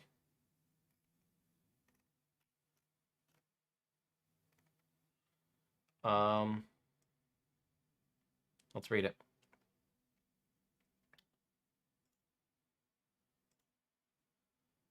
Okay. By Tycho, so that's Jerry Holkins. Thanks for seeing me, Mr. Coast, or can I call you Wizards? My associate is bound in silver chains. It should provide us a moment to speak. Let me congratulate you first on the new movie and television show and everything else that comes with the level of currency you've attained. Indeed, I was happy to help. I remember when you came to us and wondered how you could get people to try D&D, and we suggested a podcast. Different time, huh? Most people I allow into my confidence are surprised to learn that I don't get paid to do Acquisitions Incorporated. It certainly isn't for lack of trying. I think it's a really good I had to figure out other ways to make it work. When the book we did together came out and the check hit, I literally divided the check by the number of people who worked here and gave everyone a share, like on a pirate ship. The performers on the show get paid, but they get paid on time, but my payment is just my regular salary. I sought out the license to make shirts and stuff as a way to make a business case for doing it, but also because designers are skittish, fickle creatures like cats, and they always need new toys to play with. I mostly do it because it's fun. Do you know what's not fun? What is this? Do you know what's not fun? Let's click this link. Oh, this is Linda's article. Do you know what's not fun? I understand that something happened to the stonk, and that this caused an ever-widening circle of black crows to erupt over your offices, figuratively, and your brand, literally. I also know many, many people who work there and would never have anything to do with this. The people I know are drawing tentacles or painting museum-quality pieces or trying to figure out how to do stuff as much classic Dungeons and Dragons stuff into the new... figure out how to stuff as much classic Dungeons and Dragons stuff into the new version as they can. That is to say, they understand perfectly well what Dungeons and Dragons is, and you can ask them about that at any time. There are lots of conversations occurring, public and private, at varying levels of volume about the leaked open game license document. Is it a leak? A test fire? I've heard people say that the community is overreacting, that the OGL can't actually be retroactively nullified, or that actually, yes, it can, or that it's only going to affect people above a certain earnings threshold.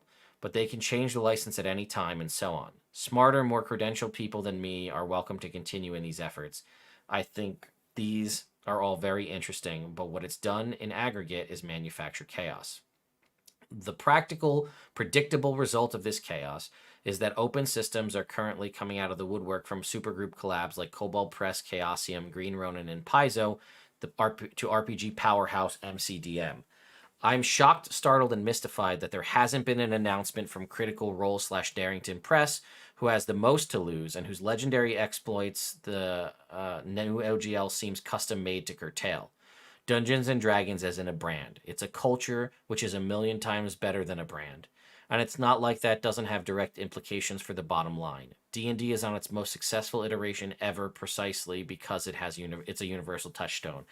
I've heard, from you that streaming and podcasts are to thank for that. I can't really make heads or tails of your apology, but let me say this. You have entered treacherous waters entirely of your own volition. Literally just turn around and walk back out. Wow. Damn, Jerry. That's what I'm talking about. That's my boy. Jerry Holkins is a stand-up gentleman, and I love him to death. He's great. Couldn't have said it better myself, my friend.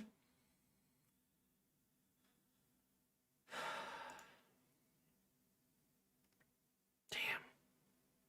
That's my boy. I've met Jerry in person. I bought him a drink at PAX East a couple years ago. He's a stand-up guy. We had a couple of great conversations. I hope I see him at PAX East this year. I know the bar he usually goes to after the show. I'm going to buy him another drink this year, just for that article alone.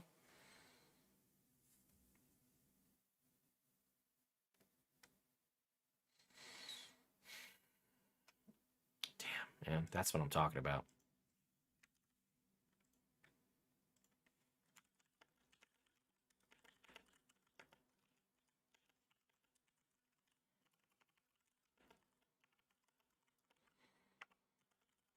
Sorry, just answering a message over here.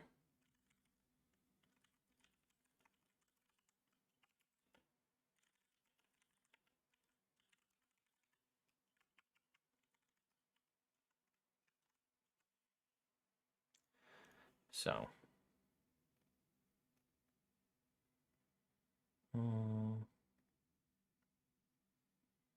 Poor Jeremy and Perkins. They're the face of this, but it's not their fault.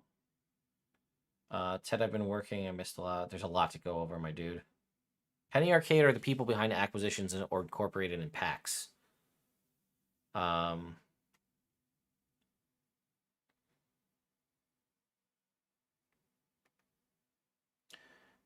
Maybe one D&D has bluey components in it. I love how the chat is holding its breath. How about Captain Planet? I think the only way for wizards to save themselves, in my eye, is to sign the orc. I don't Wizards of the Coast worthy anyone's praise. They don't deserve to own D&D. WotC can recognize whatever license they want, but they're not going to win revoking the OGL 1.0A. Yeah, this is it's an open letter to Wizards of the Coast for sure.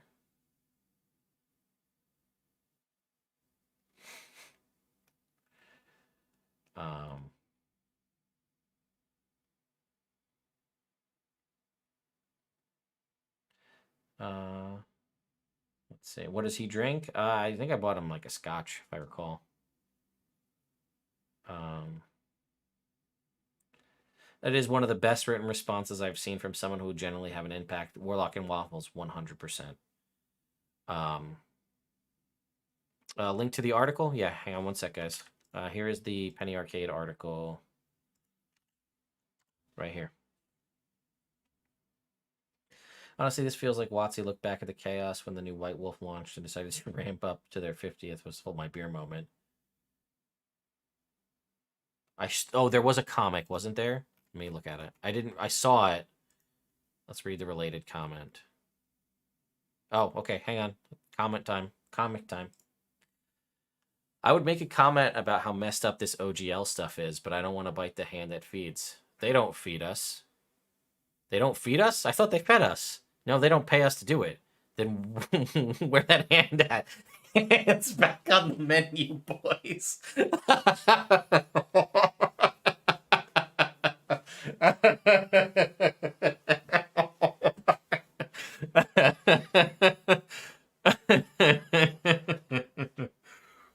It's not that funny, but I guess after you've been streaming for 3 hours, things hit a little bit different, huh? Oh. This is so good. Oh.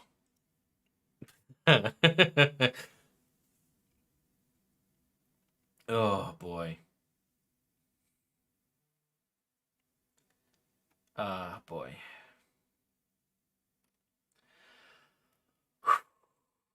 Boy, that was good.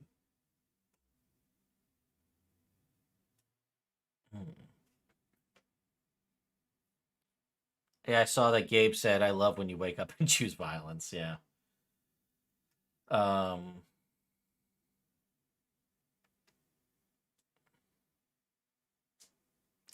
Jerry a wheelbarrow. You'll need it to move around his colossal balls.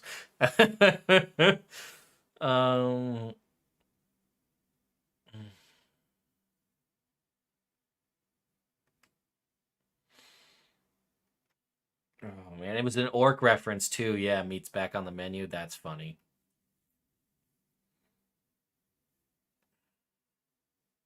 Yeah, I've actually he even called out Critical Role too, which I thought was interesting. Well, Warlock and Waffles, I'll be at PAX East along with the Alchemy folks. So if you want to hang out, I'll be there.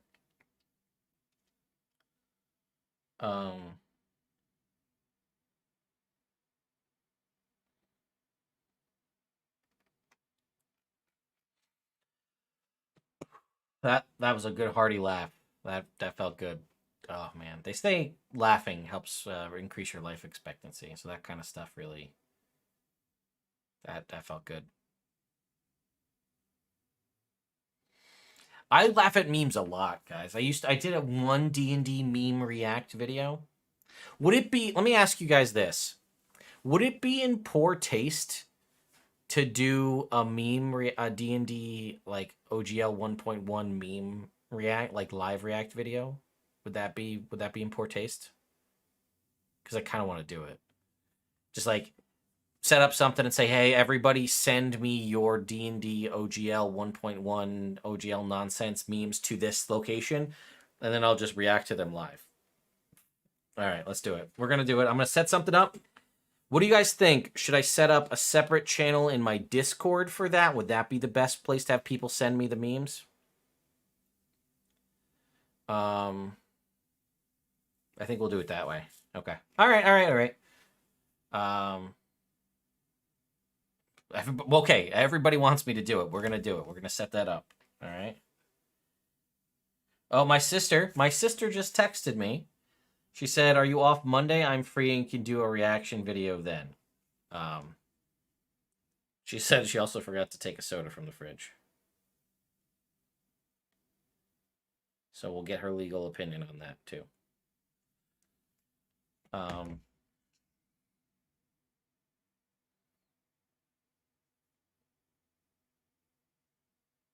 All right, we're gonna set up a meme react. We're gonna do it. All right.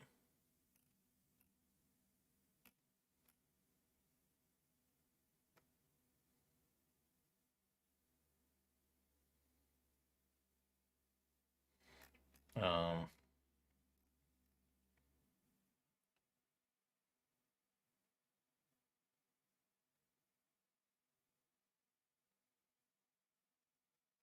Yeah. You said D-Meep said, "How often do you replay the same adventure with the same group?" Not very rarely with the same group, although I have played the same adventure multiple times with different groups.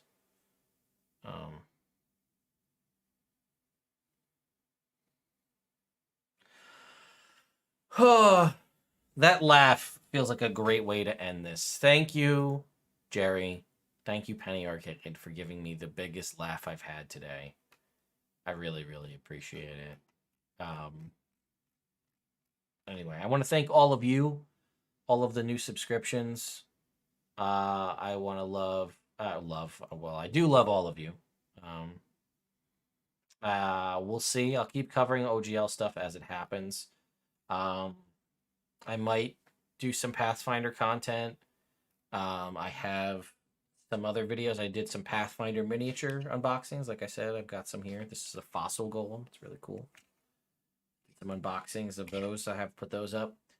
I want to do some content around alchemy. I had to reach out to them. I'm trying to get some stuff to show you guys how to do the import from your D&D Beyond character sheets into alchemy if you want to do that. So if you want to leave D&D Beyond and you still want to keep your digital character sheets. So yeah, this will be available. Anybody can watch this after the fact. I put live chat replay on as well. So yeah, anyway. Thank you all so much for watching. You guys have been amazing. And yeah, I'm going to set up the meme review. I'll reach out to some YouTube creators, see if they want to do a roundtable. I'm going to try to reach out to Ryan Dancy to see if I can get him to do interviews. I'm going to try to do a bunch of stuff. So, anyway, thank you all so much for watching. I'll see you next time.